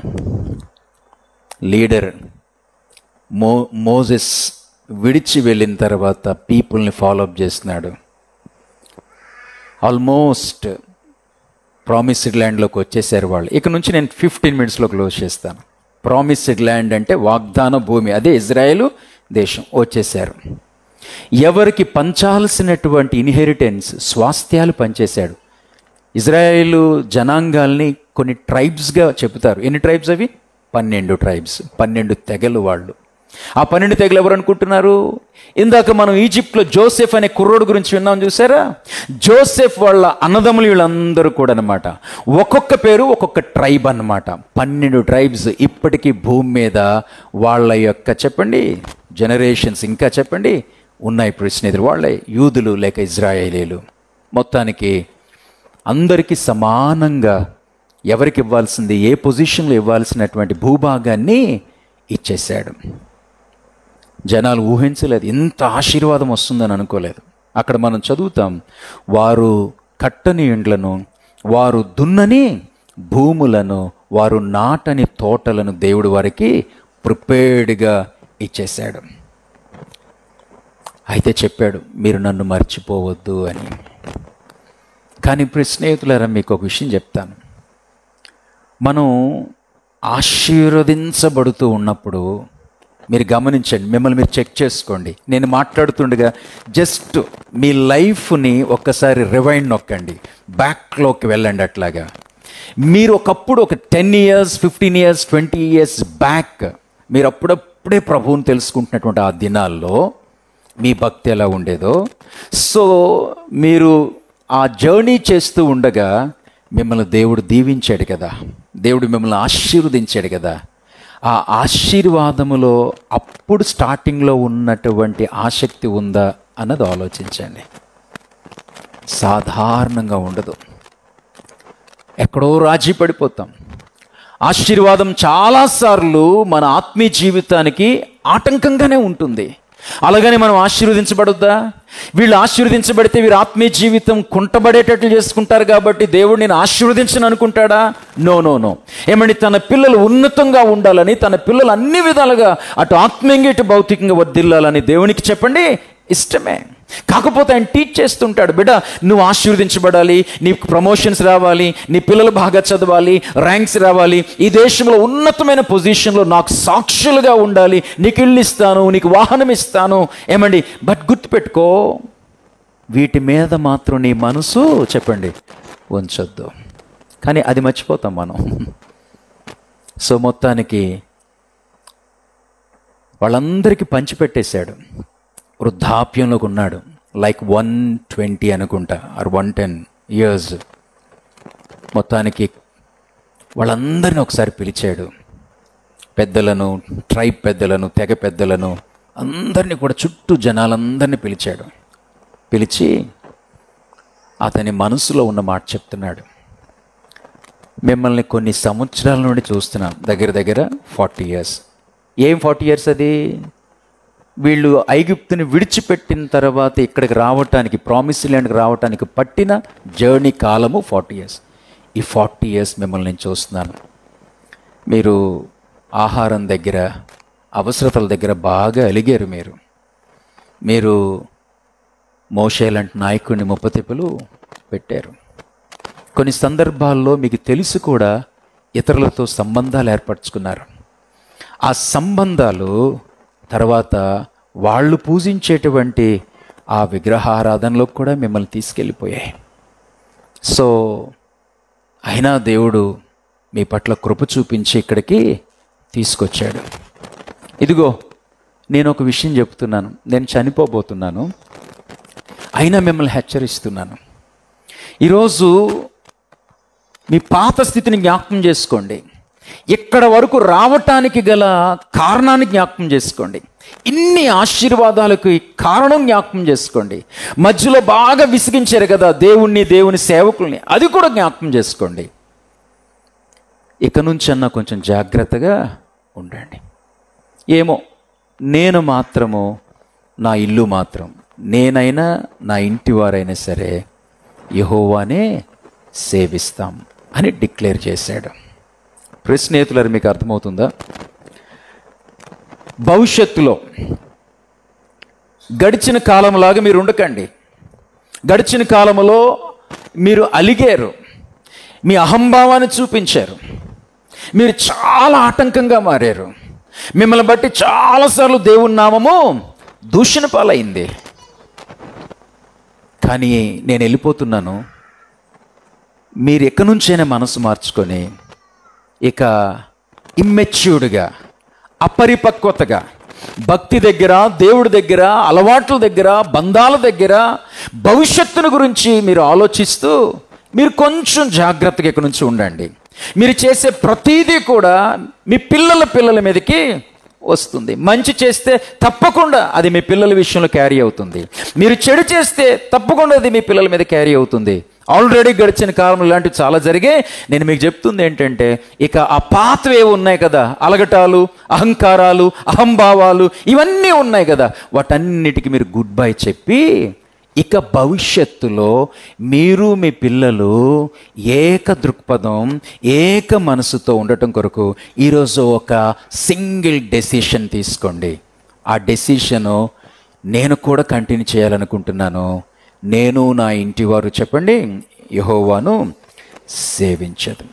వాళ్ళ ముందు ఒక చాయిస్ని పెట్టాడు. ఏమండి, ఒక ఎంపికని వాళ్ళ ముందు ఉంచాడు. దేవుడు కూడా స్నేహితులారా, ఇజ్రాయెల్ ప్రజలు బయటకు వచ్చినప్పుడు అరణ్యంలోని మోషే ద్వారా వారితో మాట్లాడుతున్నప్పుడు ద్వితీయోపదేశకాండలో మనం చదువుతాం, ఇదిగో నేను మిమ్మల్ని ఏం బలవంతం చేయను. నిజం స్నేహితులారా, దేవుడు ఎప్పుడు ఎవరిని కూడా చెప్పండి బలవంతము చేయడు. అందుకే నేను ఎప్పుడు అంటాను, బలవంతపు పెళ్లి నిలబడదు, బలవంతపు భక్తి కూడా నిలబడదు. ఒకవేళ ఎవరో ద్వారా నువ్వు బలవంతంగా ఇక్కడికి వచ్చినా, ఎవరో ద్వారా బలవంతంగా దేవుణ్ణి నమ్ముకున్నా, ఎవరో ద్వారా బలవంతంగా చర్చికి వస్తే స్నేహితులారా, నువ్వు ఎక్కువ కాలం ఉండలేవు. పెళ్ళైనా అంతే, భక్తి అయినా కూడా అంతే. సో వినండి స్నేహితులారా, ఆ రోజు దేవుడు అన్నాడు, మీ ముందు ఇదిగో ఇటువైపు ఆశీర్వాదాలు ఉంచుతున్నాను, ఇటు శాపాలు ఉంచుతున్నాను. మీరు ఇలా చేస్తే ఇలా దీవించబడతారు, ఇలా కాకుండా అలా చేస్తే అలా శపించబడతారు. నేను మీ ముందే ఆప్షన్ ఉంచేస్తున్నాను. ఇక చాయిస్ ఎవరిది? మీదే. దేవుడు బలవంతం చేయడు. ఒకవేళ బలవంతం చేస్తే బైబిల్ ఏ విధంగా బలవంతం చేస్తాడని చెప్పిందో తెలుసా? అది కూడా క్రొత్త నిబంధనలు మనం చూస్తాం. ఆయన ప్రేమే మనల్ని బలవంతం చేస్తుంది. ఆయన కాళ్ళు చేతులు కట్టి టీచర్ లాగా, ప్రిన్సిపల్ లాగా, మన పై అధికారులాగా ఆయన ఎప్పుడు బలవంతం చేయడు. ఆయన బలవంతం చేస్తే ఆయన వాడే ఆయుధం ఏంటో చెప్పండి? ప్రేమ, ప్రేమ, ప్రేమ. ఈరోజు జోషువ వాళ్ళ ముందు కూర్చొని అంటున్నాడు, నేను మీ ముందు ఆప్షన్స్ పెడుతున్నాను, సో మేక్ ఏ చాయిస్, ఒకే ఒక్క నిర్ణయం చేయండి అంటున్నాడు. అందుకనే దీనికి ఒక టైటిల్ పెడదాం. ఈ మొదటి మాటకి, ఈ వచనములో మొదటి మాట కొరకు ఒక టైటిల్ పెడదాం. అదేంటంటే హిస్ డెసిషన్, అతని తీర్మానం. మీ సంగతి ఏమో నాకు తెలియదు, నేను చెప్పాల్సి నేను మీకు చెప్పాను. బట్ నా తీర్మానం కూడా ఈ అల్టిమేట్గా ఈ లాస్ట్ డేస్లో కూడా మీకు తెలియాలి. మీరు చాలా విసిగించారు, అలిగారు, అండ్ వేరే వాళ్ళతో సంబంధాలు పెట్టుకొని వాళ్ళు పూజించేటువంటి విగ్రహారాధన కూడా మీరు చేశారు. ఏమో చెప్పాల్సింది నేను మీకు చెప్పాను. మీ సంగతి ఏమో నాకు తెలియదు, కానీ ఇక నుంచి ఇప్పటికీ నేను మీకు ఒకటే విషయం చెప్తున్నాను, నేను చెప్పండి నా ఇల్లు లేక నా ఇంటి వారందరూ యెహోవాను మాత్రమే సేవిస్తాం. ఫస్ట్ మాట గుర్తుపెట్టుకోండి, హిస్ డెసిషన్, అతని నిర్ణయం. మీరెవరు సేవింపకోరినాను లేక ఎవరిని ఎంచుకున్నాను, ఎవరిని కోరుకున్నాను, నా తీర్మానం అయితే ఇదే. నేనైతే నా వరకు ఏమండి, నా మట్టుకైతే. స్నేహితులు గుర్తుపెట్టుకోండి, మన తీర్మానాలు మొదట వ్యక్తిగతమైనవై ఉండాలి. మనం తీసుకునే తీర్మానము వ్యక్తిగతమైనదై ఉండాలి అంటున్నాను. ఏమండి, ఏదైనా నమ్మటం కానీ ఏదైనా వెంబడించడం కానీ స్నేహితులారా, మనం చేసేటప్పుడు మెజారిటీని ఫాలో అవ్వకండి. వింటున్నారు ఈ మాట?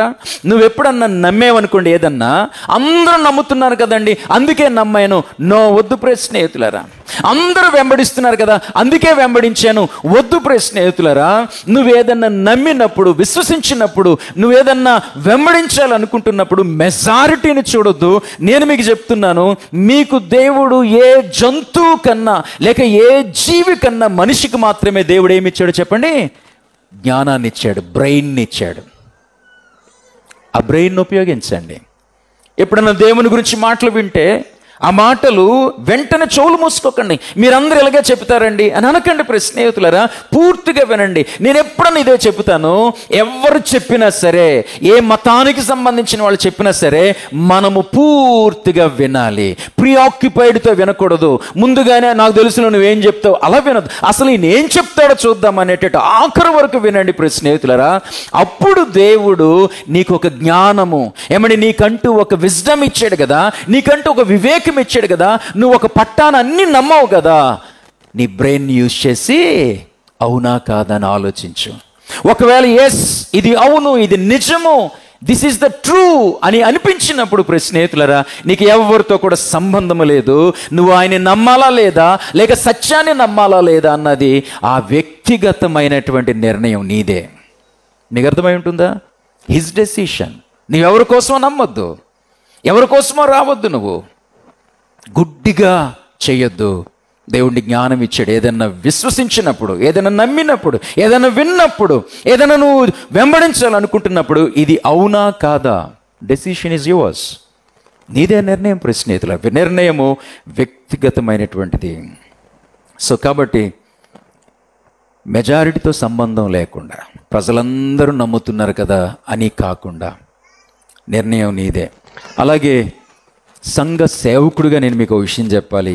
క్రైస్తవులకి ముఖ్యంగా కింగ్స్ ఫెలోషిప్ సెంటర్ లేక కేఎఫ్సిగా పిలువబడేటువంటి సంఘానికి ఒక మాట చెప్పాలి.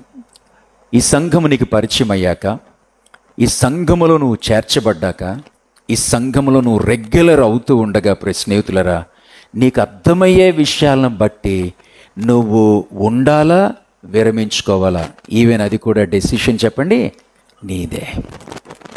అక్కడున్నటువంటి పరిస్థితిని బట్టి, అక్కడున్నటువంటి వాక్యాన్ని బట్టి, అక్కడున్నటువంటి క్రమాన్ని బట్టి, అక్కడున్నటువంటి ఆరాధన బట్టి, అక్కడున్న సహవాసం, ఆ సహవాసములో యొక్క పీపుల్ యొక్క ప్రేమ, ఇవన్నిటిని బట్టి నువ్వు ఫ్యూచర్లో ఈ చర్చిలో నువ్వు ఉండాలా లేకపోతే విరమించుకోవాలా, ఈవెన్ డెసిషను చెప్పండి నీదే.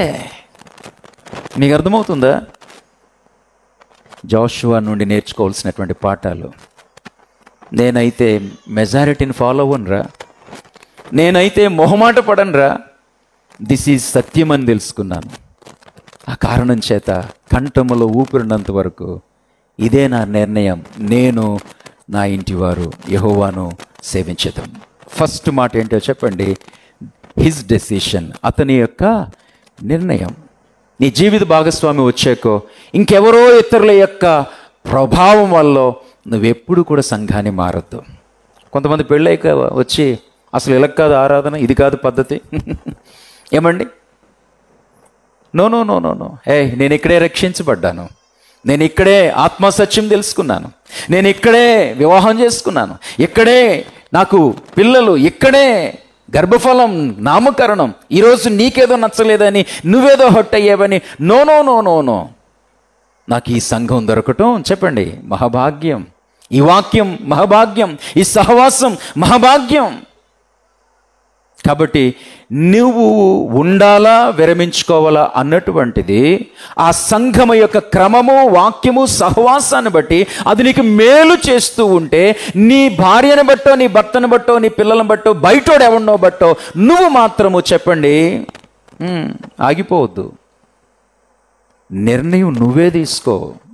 ఇది నాకు మేలు చేస్తుందా ఈ సంఘము కాదా, ఇక్కడ నేను వస్తే, నా కుటుంబం వస్తే, నా పిల్లలు వస్తే ఆత్మీయంగా ఎదుగుతారా లేదా, డెసిషన్ నీదే స్నేహితులరా. గుర్తుపెట్టుకోండి, ఒక మంచి మాట నేను చెప్తాను, అవర్ డెసిషన్ సపరేట్స్. మన నిర్ణయాలు వేరు చేస్తాయి, అదే సమయంలో మన నిర్ణయాలు మనల్ని ప్రత్యేకపరుస్తాయి. జస్ట్ సపరేషన్ అనే పదానికి ఇంగ్లీష్లో మామూలుగా ఉంది, బట్ సపరేషన్ నేను 2 పదాలు ఉపయోగించాను. ఒకటేమో మన నిర్ణయాలు వేరు చేస్తాయి, కొన్ని నిర్ణయాలు మనల్ని ఏం చేస్తాయి, ప్రత్యేకంగా ఉంచుతాయి. వేరు చేస్తాయి అంటే నువ్వు అలిగి దూరం అయిపోతావు, లేకపోతే మిస్అండర్స్టాండింగ్తో దూరం అయిపోతావు, ఏదో అపోహతో అపార్థంతో దూరం అయిపోతావు. కానీ స్నేహితులారా చెప్పండి, వేరేగా సపరేషన్ అంటే ప్రత్యేకించబడతాం. డెసిషన్స్ సపరేట్ చేస్తాయి. సో కాబట్టి అతను అంటున్నాడు Joshua, he was willing to stand alone if needed. అవసరమైతే నేను ఒంటరిగా ఉండిపోతాను, నేను మాత్రం మెజారిటీని ఫాలో అవ్వను. ఎందుకంటే నేను నా తీర్మానం, నా నిర్ణయం ఇదే ఎప్పటికీ కూడా. ఈ స్థాయికి రావటానికి ఆయనే, ఈరోజు నా బ్రతుక్కి, నా జీవానికి ఆయనే, నా యావజ్జీవానికి కూడా కారణము ఆయనే. అవన్నీ ఇక్కడే నేర్చుకున్నాను, ఇక్కడే బలపడ్డాను నేను. స్నేహితులారా, హిస్ డెసిషన్. అతను అన్నాడు కదా, ఒకవేళ మీరు మీ పితరుల దేవుళ్ళని పూజిస్తే మీ ఇష్టం. ఎవరు? ఇద్దరు చెప్పాడు. వాళ్ళు పితరుల దేవుడు ఎవరో తెలుసా? అబ్రహాము ఇంతకుముందు దేవుణ్ణి ఎరగటానికి ముందు నమ్మినటువంటి ఆ యొక్క దేవతలు. ఊరు అనేటువంటి ప్రాంతంలో, ఊరు అంటే ఏదో కాదు, మెసపటోమియా. మీకు తెలుసా విషయం? ఊరంటే మన హిస్టరీలో చదువుకున్నాం కదా, మెసపటోమియా. అక్కడ విగ్రహారాధన చేసేవాడు అబ్రహాం. తర్వాత దేవుణ్ణి తెలుసుకున్నాడు. సో మీ పితరులు అబ్రహాము మీ విగ్రహాలు అక్కడ చేశారు కదా, మీ ఇష్టం. ఏ విగ్రహాలు పూజించారు వాళ్ళు? Sun and moon. ఏమండి? సృష్టిని పూజించారు వాళ్ళు. ఆ యొక్క సూర్యుడిని చెప్పండి, చంద్రుని పూజించారు. That's up to you. తర్వాత మీరేమో కొన్నాళ్ళు అక్కడ ఉన్నారు కదా, ఐగుప్తులో ఉన్నారు, చూసారా? ఆ ఐగుప్తు దేవతలు ఎవరు? ఆ దేవతలు మరీ దారుణం స్నేహితులరా. వాళ్ళు కూడా సన్ ఉన్నాడు, వాళ్ళు కూడా పూజించే దాంట్లో రైన్ ఉంది, వర్షాన్ని పూజిస్తారు, సూర్యుని పూజిస్తారు. విచిత్రం, ఈజిప్షియన్ డార్క్నెస్ని కూడా పూజిస్తారు. మీకు తెలుసా? చీకటి అంటే వాళ్ళకి ఇష్టం, చీకటిని పూజిస్తారు. ఫెర్టిలిటీ అండ్ సెక్షువల్ గాడ్స్ కూడా ఉన్నారు. ఆ దేవతల్లో ఎవరు ఉన్నారు చెప్పండి? సెక్స్కి సంబంధించిన దేవతలు కూడా ఉన్నారు. ఈజిప్షియన్ హిస్టరీలోకి వెళ్తే మీకు తెలుస్తుంది. మీ ఇష్టం అంటే అర్థం ఏంటి? అరే, మీరు మీ పితరులు పూజించినటువంటి దేవుళ్ళు దేవతలు ఎవరు? వాళ్ళు దేవుడు అన్నాక, దేవత అన్నాక కొన్ని క్వాలిటీస్ ఉండాలి కదా. ఎన్నో క్వాలిటీస్ వద్దు, 3 క్వాలిటీస్ ఉండాలి. ఆ 3 క్వాలిటీస్ ఉన్నాయో లేదో చెక్ చేయండి రా బాబు. దేవుడు ఎవరై ఉండాలి? పరిశుద్ధుడై ఉండాలి. ప్రశ్న రూపంగా అడిగితే మీరే చెప్పేస్తారు, కొత్తగా వచ్చిన వాళ్ళు కూడా చెప్పేస్తారు. దేవుడు పవిత్రుడా, పాపాత్ముడా? పవిత్రుడే. దేవుని పాపాత్ముడికి ఎలా ఎక్స్పెక్ట్ చేస్తాం? సో పవిత్రుడిని ఎలా డిఫైన్ చేస్తాం? దేవుడు పవిత్రుడిని ఎలా డిఫైన్ చేస్తామంటే ఆయన జన్మము, ఆయన జీవితం అరిషడ్ వర్గాలకు అతీతం, 6 చెడ్డ గుణాలకు అతీతంగా ఉండాలి. స్నేహితులు, దేవుడు పరిశుద్ధిని ఎలా డిఫైన్ చేస్తాం? స్త్రీ సాంగత్యానికి దూరంగా ఉండాలి, ధనానికి, వీటన్నిటికీ దూరంగా ఉండాలి. సో మీరే అనేసారు, దేవుడు పరిశుద్ధుడా, పాపాత్ముడు అంటే ఎవరు? దేవుడు పరిశుద్ధుడే. ఆయనకి పెళ్ళిళ్ళు ఉండవు, ఆయనకి పిల్లలు ఉండరు, ఆయనకి సెక్స్ ఉండదు, ఆయనకి సీక్రెట్ లైఫ్స్ ఉండవు, ప్రశ్న ధ్యాన వ్యామోహం ఉండదు ఆయనకి.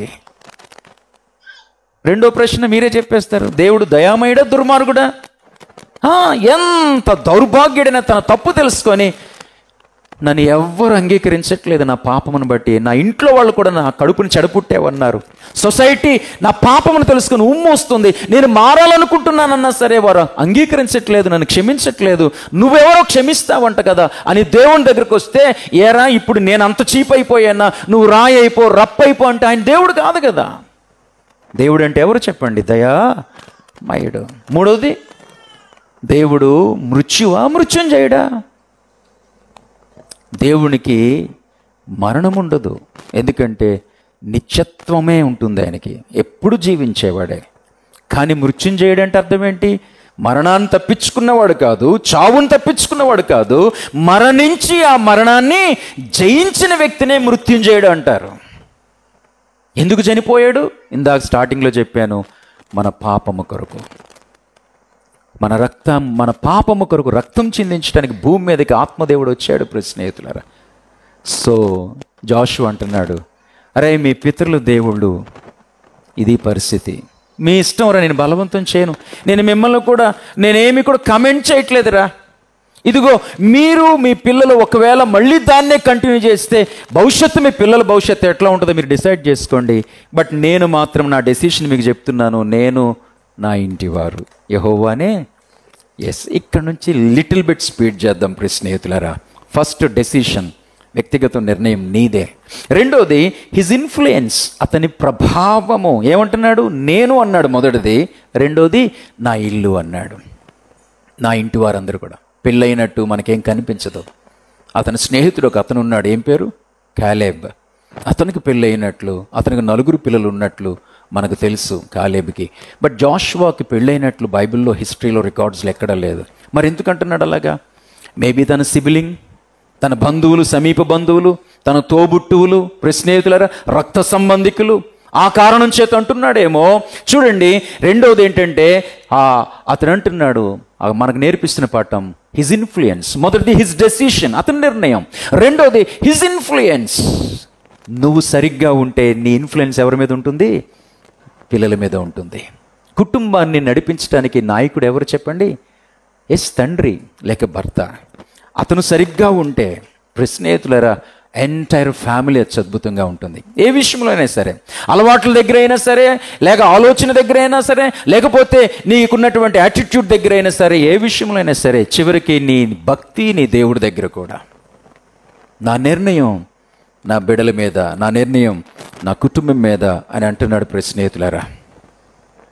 సో మనం నేర్చుకోవాల్సినటువంటి విషయం ఏంటంటే, మన భక్తిపూర్ణమైనటువంటి నిర్ణయాలు తప్పకుండా మన పిల్లల మీద, మన కుటుంబాల మీద పడతాయి. భర్త, భార్య, తల్లి, తండ్రి, వినండి, మీ కుటుంబానికి మీరే నాయకులు, లీడర్స్. లీడర్స్ అంటే అర్థం ఏంటి? వన్ హూ లీడ్స్ అని, నడిపించే వాళ్ళని కదా అర్థం స్నేహితులరా. సో ఒక మంచి మాట వినండి. ఈ యొక్క సమయంలోని నేను 2-3 మాటలు దాని గురించి చెబుతాను. Leadership by example. లీడర్ అంటే పెత్తనం జలాయించడం కాదు. ఆల్వేజ్ లీడర్ ఎలాగుండాలో చెప్పండి? అతను ఫాలో అవుతున్న వాళ్ళకి ఎలాగుండాలి? ఎగ్జాంపుల్గా ఉండాలి. Leadership by example. స్నేహితులారా, మాదిరైన నాయకత్వం. గుర్తుపెట్టుకోండి, నీ పిల్లల విషయంలో, నీ కుటుంబ విషయంలో కేవలము అలవాట్ల దగ్గరే కాదు, భక్తి దగ్గర. ఈ భక్తి ఎందుకు చేస్తున్నాడో కూడా మీ పిల్లలకి మీ గురించి తెలియాలి. కేవలం సంపద కోసమే చేయట్లేదు మా నాన్న భక్తి. మరణం తర్వాత జీవితం, ఇటర్నిటీ, నరకం తప్పించుకొని పరలోకానికి వెళ్ళటానికి, పరలోకానికి వెళ్ళేలోపు భూమి మీద నీతిగా మరికొంతమందికి ఎగ్జాంపుల్గా ఎవరో అవసరం లేదు, నాకే మా నాన్న ఎగ్జాంపుల్ అనేటట్టు. చెప్పండి, నాన్న లీడర్వి, హస్బెండ్ లీడర్వి, కుటుంబ యజమాని లీడర్, ఈవెన్ అమ్మ నాన్న లీడర్స్, మీరు భార్యాభర్తలు, మీ ఫ్యామిలీకి మీరు లీడర్స్. అందుకని గుర్తుపెట్టుకోండి, లీడర్ అంటే పెత్తనం చాలించడం కదా. లీడర్ దగ్గర ఒక మంచి మాట నేను చెప్తున్నాను, ఏమండి? Leadership by example. మాదిరిగా ఉండండి. Leadership earned. నాయకత్వం స్నేహితులరా సంపాదించి పెడుతుంది. అంటే అర్థం ఏంటి? సంపాదించి పెడుతుందంటే, నువ్వు కానీ మంచిగా ఎగ్జాంపుల్గా ఉంటే మిగిలిన వాళ్ళందరూ కూడా నిన్ను ఫాలో అవుతారు. అందుకని ఇతను ఏమన్నాడంటే, మొదట నేనన్నాడు, దాని తర్వాత అంటున్నాడు, చెప్పండి, నా ఇల్లు అంటున్నాడు. ఏమండి? నేను కరెక్ట్గా ఉంటే నా ఇల్లు ఫాలో అయిపోతుంది. సో ఈ మాటల దగ్గర నేను చాలా చెప్పాలనుకుంటున్నప్పటికీ కూడా నాకు టైం సరిపోవట్లేదు స్నేహితులారా.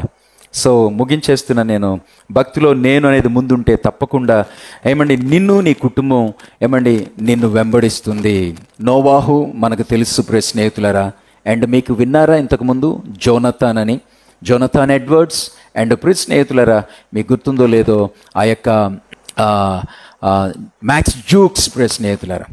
వీళ్ళిద్దరి గురించి ఒక వ్యక్తి అత్యద్భుతమైనటువంటి ఆ యొక్క స్టడీ చేశాడు. అతను ఎందుకు స్టడీ చేశాడు అని అంటే, ఆశ్చర్యం గొలిపేటువంటి విషయాలు స్నేహితులరా. వాళ్ళ గురించి తరచూ ఆ హిస్టరీ చదువుతున్నప్పుడు అతను ఆశ్చర్యపోయాడు. సో అతని గురించి ఇంకొంచెం రీసెర్చ్ చేయాలనిపించింది. వీళ్ళిద్దరూ కూడా, జోనథాన్ ఎడ్వర్డ్ దైవభక్తి కలిగిన వ్యక్తి, మ్యాక్స్ జూక్స్ దేవుణ్ణి వ్యతిరేకించిన నాస్తికుడు. సో వీళ్ళిద్దరూ ఒకే కాలంలో బ్రతికారు. వాళ్ళ పిల్లలందరి యొక్క బయోగ్రఫీ మీద రీసెర్చ్ చేశాడు అతను. సింపుల్గా మీకు చెప్పేస్తాను, దైవ భక్తి కలిగి ఉన్నవాడికి, దైవ భక్తి లేకుండా గర్వంగా దేవుడు లేదు, దెయ్యం లేదు, ఇదంతా కల్పితమని తిరిగే వాళ్ళకి, వాళ్ళ కుటుంబాల వారి పిల్లలకి ఎలాంటి పరిస్థితి ఉంటుందో సింపుల్గా చెప్పేస్తాను స్నేహితులరా. ఇదిగోండి చూడండి, ఇక్కడ మ్యాక్స్ జూక్స్ నుండి స్టార్ట్ చేద్దాం. మ్యాక్స్ జూక్స్ ఎవరంటే నాస్తికుడు.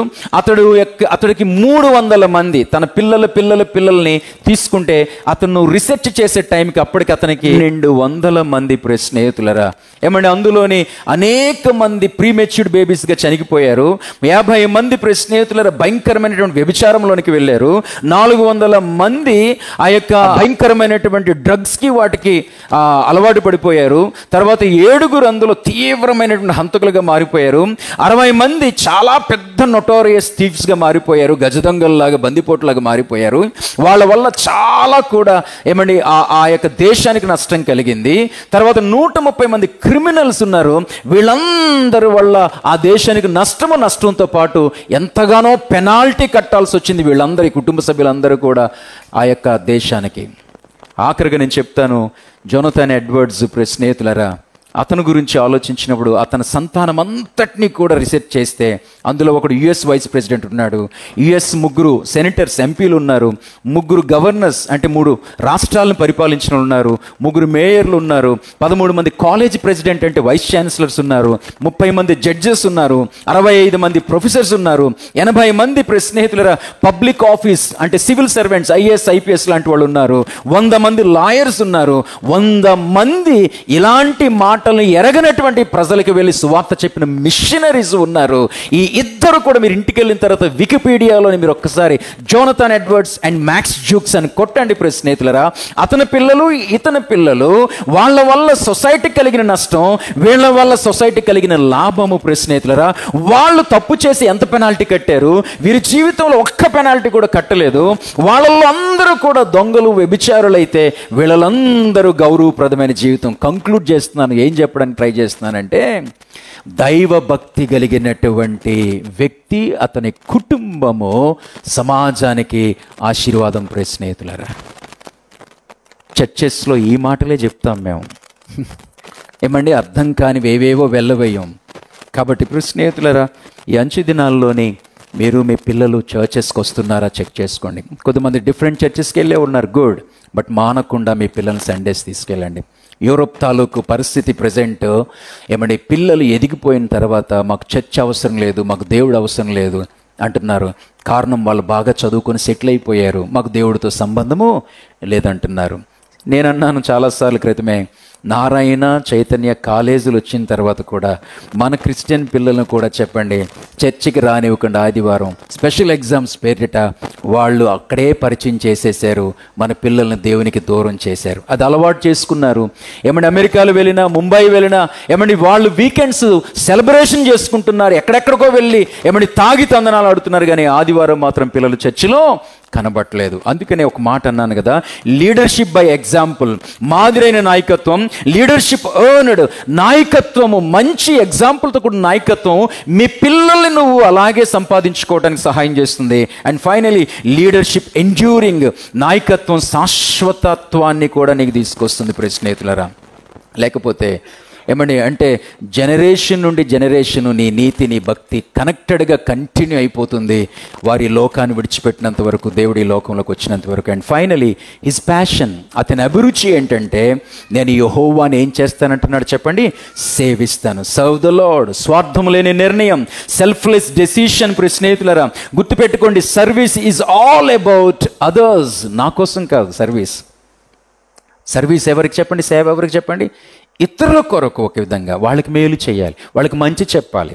దేవుని బిడ్డలు మాత్రమే, యేసుక్రీస్తుని నమ్ముకున్న వాళ్ళు మాత్రమే ఏమంటే వారు దేవుడి గురించి చెప్పుతారు. ఎందుకంటే ఆయనే మిగిలినటువంటి గ్రంథాల్లో చెప్పబడినట్లు పాప పరిహారం కొరకు రక్తం చిందించాడని, ఆయన మాత్రమే రక్షకుడిని నరకం నుండి తప్పించే, పున్నామ నరకుని తప్పించే పుత్రుడు, మన పుత్రుడు కాదు ఆయనే అని కేవలం క్రైస్తవులే చెబుతారు. స్నేహితులరా, తత్ఫలితంగా క్రైస్తవులు ఒక విధంగా ఎవరి కోసం సేవ చేస్తున్నట్టు, ఎవరికి సేవ చేస్తున్నట్టు చెప్పండి, people.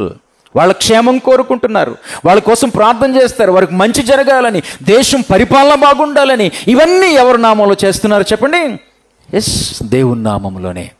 Selfless decision, his passion అని గుర్తుపెట్టుకోండి. హిస్ డెసిషన్, రెండోది స్నేహితులు హిస్ ఇన్ఫ్లుయెన్స్, అండ్ మూడోది ఏంటంటున్నాను చెప్పండి, ఫైనల్ మాట, హిస్ ప్యాషన్. అతని అభిరుచి ఏంటంటే దేవుని యొక్క పరిచయ నేను చేయాలి, ప్రజలకి సత్యాన్ని చెప్పాలి, ప్రజలను సన్మార్గంలోనికి నడిపించాలి, ప్రజలను నిత్యత్వం వైపు నడిపించాలి. నేను క్లోజ్ చేస్తున్నాను. ఒక అద్భుతమైనటువంటి డెసిషన్ స్నేహితులరా. నేను చెప్పండి, నా ఇల్లు యెహోవాను మాత్రమే సేవించదము. దయచేసి కళ్ళు మూసుకోండి. చిన్న క్లుప్తమైనటువంటి ప్రార్థన స్నేహితులరా, ఒక చిన్న క్లుప్తమైనటువంటి ప్రార్థన మనం చేసుకుందాం. ఇక్కడ ఉన్నటువంటి బ్రదర్ సుధీర్ గారు ఒక చిన్న ప్రార్థన, ఎవరెవరికో నేను అనుకోలేదు స్నేహితులరా, ఎక్కడెక్కడ కూర్చున్నారు బ్రదర్ సుధీర్ గారు ఫ్రమ్ హైవే చర్చ్. చిన్న జస్ట్ బ్రీఫ్ ప్రేయర్. భవిష్యత్తులో మనము మన జనరేషన్ని ప్రభుతో కనెక్ట్ చేసుకున్నాక, మనం ఈ లోకాన్ని విడిచిపెట్టిన తర్వాత కూడా వాళ్ళకి నీతి భక్తి నేర్పించి దాని విషయంలో మనం మోడల్గా ఉంటే మన పిల్లలు వాళ్ళ పిల్లలకు నేర్పిస్తారు. అదొక లెగసీగా కంటిన్యూ అవుతుంది. కాబట్టి దేవునితో కనెక్షన్ని కావాలంటే చర్చితో కనెక్షన్ ఉండాలి, నువ్వు మోడల్గా ఉండాలి. ఒక స్మాల్ ప్రేయర్ బ్రదర్ సుధీర్ గారు. Lord, as the word says, may we go back with this commitment that we would serve you. We, our family and our church and all the extended family, Lord. That, Lord, till the day you come or the day we see you, Lord, help us to stay committed. Help us to be a right citizens of this country, to be a true children, blameless, Lord Father, and Lord, as a good servants. We thank you for this pastor, the team, the fellowship we have, Lord. We really thank you for the blessing you poured on this church. Lord, you know our future. Lord, we submit all of us into your hands for your right guidance, and we believe that you are a gentle and faithful Father, Lord. Thank you once again. In Jesus' name we thank and pray. Amen. ఆదివారం Sunday service, so special Sunday service అంతే. ఇందులో add అయింది only స్పెషలే, but Sunday service మేము రెగ్యులర్గా పెందుర్తిలో Muthoot finance పైన ఉన్న హాల్లో gather అవుతామన్నాం కదా, సో ఆ సర్వీస్కే మిమ్మల్ని యానివర్సరీ సర్వీస్గా ఇన్వైట్ చేసాం. సో చర్చ్ యొక్క క్రమములో, చర్చ్ సర్వీస్ ఆదివారపు ఆరాధన క్రమములో ఆఫరింగ్స్ పట్టడం అన్నటువంటిది ఒక ఆనవాయితీ. మేము థ్యాంక్స్ గివింగ్ మీటింగ్స్లో, స్పెషల్ మీటింగ్స్లో పట్టం. సో ఇది సండే సర్వీస్ కాబట్టి తెలియజేస్తూ ఉన్నాం. జస్ట్ క్వైర్ వాళ్ళు ఒక పాట పాడుతూ ఉండగా జస్ట్ ఇక్కడ నుంచి మనం ఇంకేమి ప్రకటనలు ఏమి లేవు. క్లోజింగ్ ప్రేయరు కింద హాల్లో, దీని తర్వాత హాలు అనగా 3rd ఫ్లోర్లో మీ కొరకు డిన్నర్ ఏర్పాటు చేయబడింది. దయచేసి ప్రతి ఒక్కరు అందులో పాలు పంచుకుని వెళ్ళండి. ఆనంద సంతోషాలే నీతో నడవాలని జీవిత యాత్రలో,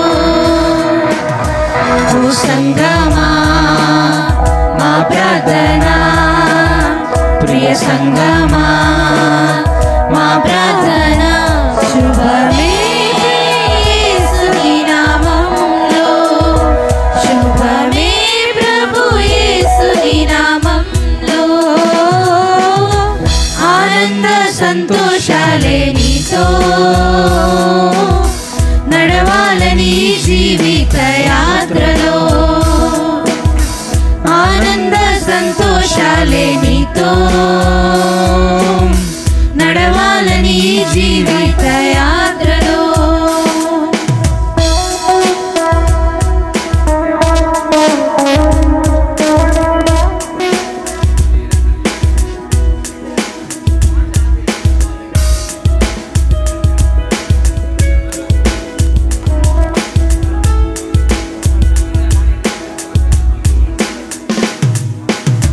ప్రభు ప్రేమలో నిలవాలని, ఐక్యతతో నడవాలని, సంగమంత వర్ధిల్లాలని. ప్రభు ప్రేమలో నిలవాలని, ఐక్యతతో నడవాలని, సంగమంత వర్ధిల్లాలని. ఇదే దేవుని ఆశ, ఇలా జీవించవా. ఇదే దేవుని ఆశ, ఇలా జీవించవా. ఓ సంగమా మా ప్రార్థన, ప్రియ సంగమా మా ప్రార్థన, శుభమే యేసుని నామములో, శుభమే ప్రభు యేసుని నామములో, ఆనంద సంతోషాలే నీతో నడవాలని జీవిత యాత్రలో, ఆనంద సంతోషాలే నీతో నడవాలని జీవిత యాత్రలో.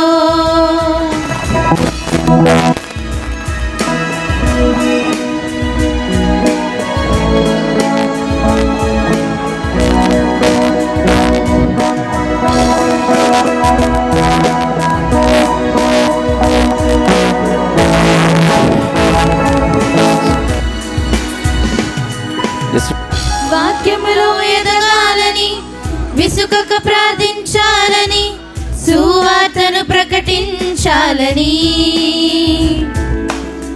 వాక్యములో ఎదగాలని విసుకక ప్రార్థించాలని సువార్తను ప్రకటించాలని ఇదే యేసుని ఆజ్ఞ ఇకనైనా పాటించవా ఇదే యేసుని ఆజ్ఞ ఇకనైనా పాటించవా ఓ సంగమా సంగమా మా ప్రార్థన శుభమే యేసుని నామములో శుభమే ప్రభు యేసుని నామములో ఆనంద సంతోషాలే నీతో నడవాలని జీవిత యాత్రలో ఆనంద సంతోషాలే నీతో నడవాలని జీవిత యాత్రలో ఓ సంగమా మా ప్రార్థన ప్రియ సంగమా మా ప్రార్థన శుభమే యేసుని నామములో శుభమే ప్రభు యేసుని నామములో సమయంలో బ్రదర్ మోజెస్ గారు ప్రకటన చేస్తారు. దాని తర్వాత మనం క్లోజింగ్ ప్రేయరు బెనడిక్షన్తో క్లోజింగ్ ప్రార్థన కొరకు మిషన్స్ టు ద బ్లైండ్ యొక్క మిషనరీ సహోదరులు దైవ సేవకులు ఎలీషా కళ్యాణ్ గారు క్లోజింగ్ ప్రేయర్ చేస్తే బెనడిక్షన్ దైవాశీర్వాదము ఎఫ్ఎంపిబి మిషనరీగా ఉన్నటువంటి సమర్పణ్ రావు గారు. సంఘ ప్రకటనలండి.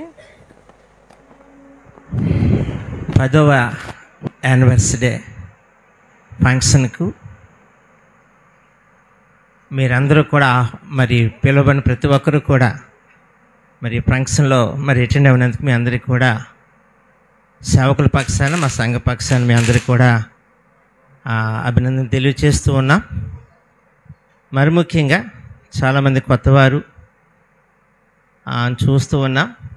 మీరు ఏ సంఘానికి కూడా వెళ్ళని పక్షంలో మరి మా యొక్క సంఘానికి రావాల్సిందిగా ప్రేమపూర్వకంగా ఆహ్వానం తెలియజేస్తున్నాం. ముత్తూట్ ఫైనాన్స్ మన మహిళా ప్రగతి కేంద్రం ప్రక్కన ముత్తూట్ ఫైనాన్స్ ఆ పైన ఆ హాల్లో మన కేఎఫ్సి ప్రార్థన జరుగుతుంది. అది ఈవినింగ్ సర్వీసు 5:30 నుంచి 8 వరకు జరుగుతుంది. మీరందరూ కూడా ఏ సంఘానికి వెళ్ళని పక్షంలో మాత్రం మరి మా సంఘానికి రండి. ఆత్మీయంగా మీరు దైవ సేవకుల ద్వారా మంచిగా వర్తమానం అయితే విత్తబడుతుంది. మీరు వినే ఉంటారు. ఇప్పుడు ఇటువంటి ఆత్మీయ ఆహారం మేము ప్రతి వారము వింటూ ఉన్నాం. అనేక మంది రక్షించబడాలని, అనేక మంది దేవుని సన్నిధిని తెలుసుకోవాలనే ఆసక్తి కలిగి ఉన్నట్లయితే మీరు తప్పనిసరిగా మరి అక్కడికి వచ్చి దేవుని సేవకుని యొక్క ద్వారా విత్తబడుతున్న వాక్యాన్ని మనం గ్రహించి మన జీవితాలు మనం బాగు చేసుకోవడానికి మనము ప్రయత్నం చేద్దాం. కాబట్టి మీరందరూ కూడా రావాల్సిందిగా ప్రేమపూర్వకంగా ఆహ్వానం తెలియజేస్తున్నాం. మరొక విషయం ఏంటంటే పాస్టర్ గారి యొక్క అంటే మన దైవ సేవకుల నమ్మకాన్ని కేఎఫ్సి సహవాసం ఏ రోజు కూడా వమ్ము చేయలేదని ఈ సందర్భంగా నేను తెలియజేస్తున్నాను పాస్టర్ గారు. ఎందుకంటే నేను ఈ సంఘానికి ఒక 5 years నుంచి నేను ఈ మందిరానికి వస్తూ ఉన్నాను. ఈ 5 years కాలంలో నేను దేవుని యొక్క సేవకుని ద్వారా మరి మంచి వర్తమానం అయితే నేను విన్నాను. ఆ తదనుగా సంఘంలో ఒక ముఖ్యమైన సభ్యుడిగా నేను కూడా కొనసాగడానికి దేవుడు నాకు ఎంతో కృపించాడు. మరి ఆ రీతిగా ఈ సంఘంలో నేను ఒక్కనే కాదు, KFC family, entire KFC family ఎప్పుడూ కూడా సేవకుడు మా పెందుర్తి కేఎఫ్సి విషయంలో సేవకుడికి మేము భరోసా ఇవ్వడం కాదు, సేవకులకు ఒక నమ్మకం ఉందని నేను అనుకుంటున్నాను. ఆ నమ్మకాన్ని మా కేఎఫ్సి ఫ్యామిలీ ఎప్పుడూ కూడా అది వమ్ము చేయకుండా పోషిస్తున్నారని నమ్ముతూ మరి ఈరోజు ఇంత చక్కగా ఈ కార్యక్రమం జరగడానికి మరి సహకరించి మీ అందరికీ కూడా ప్రత్యేకంగా అభినందన తెలియజేస్తూ ఉన్నాం. ఈ యొక్క మీటింగ్ అనంతరము అంటే ఈ యొక్క ప్రేయర్ అనంతరము డిన్నర్ ఏర్పాటు చేయడం జరిగిందండి. కింద హాల్లోనే మీరందరూ ప్రతి ఒక్కరూ కూడా మరి డిన్నర్లో పాల్గొండి. తప్పనిసరిగా ప్రతి ఒక్కరు కూడా భోజనం చేసి వెళ్ళాలని సేవకుల పక్షంగా మీకు తెలియచేస్తూ ఉన్నాం. ఈ సమయంలో మరి పాస్టర్ గారిని, పాస్టమ్మ గారి ఇరువుని కూడా మరి ముందుకి ఆహ్వానిస్తున్నాం. క్షమించండి, ఇది అసలు ముందుగానే చేయాలనుకున్నాం, మరి పాస్టర్ గారు ఒప్పుకోలేదు. మరి మీ ఇద్దరు ఒకసారి ముందుకు వచ్చినట్లయితే బ్రదర్ మోహన్ రావు బ్రదరు, థియోప్లస్ గారు, ప్రభాకర్ బ్రదరు, మీ ముగ్గురు కూడా మీరు ముందుకు వస్తే మీ చేతుల మీదుగా ఒక చిన్న బొకే. సొంత పెళ్ళిలో ఆ ఇంట్లో వాళ్ళే పాట పాడుతూ ఉంటారు. నాకు భలే విచిత్రంగా అనిపిస్తుంది వాళ్ళ ఫంక్షన్లో. సో అందుకే నేనేమంటానంటే మన దీంట్లో మళ్ళీ ఇలాంటి విషయాలు ఎందుకు, అదేదో సొంత డబ్బా కొట్టుకున్నట్టు ఉంటుంది అంటాను. నాకైతే వీళ్ళు ఇన్ఫార్మ్ చేయలేదు. మా ప్రోగ్రాంలో కూడా ఎక్కడ కూడా షెడ్యూల్ అది లేదు. సో ప్రశ్నేతులర్, but thank you so much KFC entire ఫ్యామిలీకి అండ్ ఎల్డర్స్కి. సో ఇన్ని ఇయర్స్ అటు కూడా వచ్చేసాను. ఇన్ని ఇయర్స్ మా పక్షంగా, దేవుని పక్షంగా ఉండి పని చేస్తూ సహకరిస్తున్నటువంటి సంఘమంతటికి కూడా thank you so much.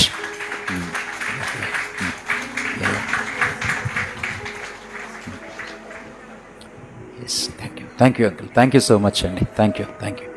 Yeah ప్రార్థన ఆశీర్వాదంతో క్లోజ్ చేసుకుందాం. సో దయచేసి గమనించండి, కిందన 3rd ఫ్లోర్లో, మీరు నెక్స్ట్ ఫ్లోర్లోనే భోజనం ఏర్పాటు చేశాం. అండ్ బ్రదర్ ఎలీషా గారు అండ్ దైవ సేవకులు సమర్పణ రావు గారు ముందుకు వస్తే వాడికి ఇద్దరికి 2 మైక్స్ అందించండి నాన్న, ప్లీజ్ ఆన్ చేసి ఇచ్చేయండి. యా స్నేహితులారా, మీరు ఎక్కడికి వెళ్ళకపోతే తప్పకుండా సో మాతో జాయిన్ అవ్వండి. ఒకవేళ సిటీలో ఎవరన్నా ఉంటే వాళ్ళు కూడా కంచరపాలెం కప్పరాడులో ఫస్ట్ సర్వీస్ మార్నింగ్ 7 o'clockకి, సెకండ్ సర్వీసు 10 o'clockకి తాడ్చెట్లిపాలెం సర్వీస్ రోడ్లో ధర్మనగరం అంటారు. సో చాలా ఈజీగా అది మీరు తెలుసుకోవచ్చు. ఆ 2 సర్వీసులు, ఇది అది ప్రత్యేకంగా కింగ్స్ ఫెలోషిప్ సెంటర్ అని కొడితే మీకు గూగుల్ మ్యాప్స్ కూడా చూపిస్తాయి. తప్పకుండా ఆఖరిలో మీ యొక్క ప్రార్థన అవసరతలు ఉంటే దయచేసి మాకు తెలియచేయండి. మరొకసారి పాత వాళ్ళు, క్రొత్త వాళ్ళు అండ్ చాలామంది శ్రేయోభిలాషులు వచ్చినందుకు మీ అందరికీ నా ప్రత్యేకమైన వందనాలు తెలియజేస్తున్నాను. ఒక్కసారి లెగిచి నిలబడదాము, ప్రార్థన ఆశీర్వాదంతో క్లోజ్ చేసుకుందాం.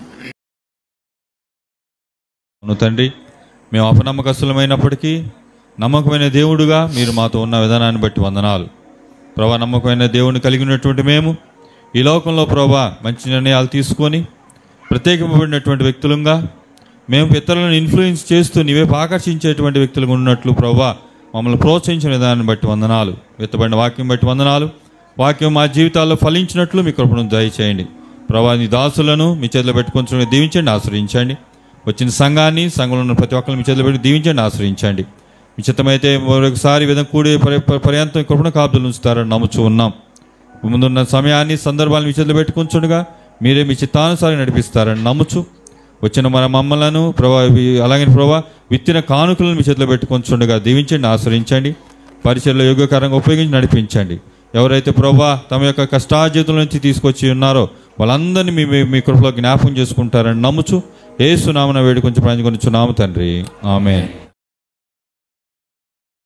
తన మహిమ ఎదుట నిందారహితం నిలబెట్టుకును శక్తి కలిగిన దేవుని ప్రేమ, అతి త్వరలో రాబోతున్న యేసుక్రీస్తు వారి యొక్క కృప, పరిశుద్ధాత్మ సహవాసము సన్నిధి ఇన్ని సంవత్సరాలు కాపాడిన ఆ ప్రభు అంతం వరకు నడిపించును గాక. ఆశీర్వాదముల్ మీద వర్షింపచేయుమీశా,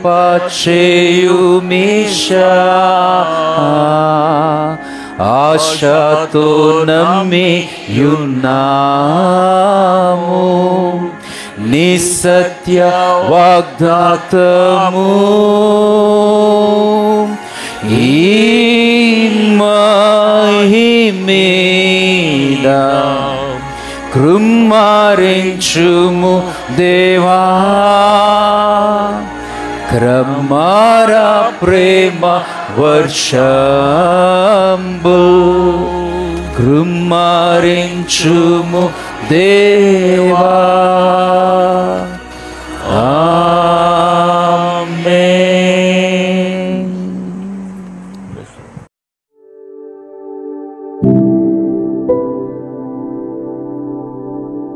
ఆమేన్.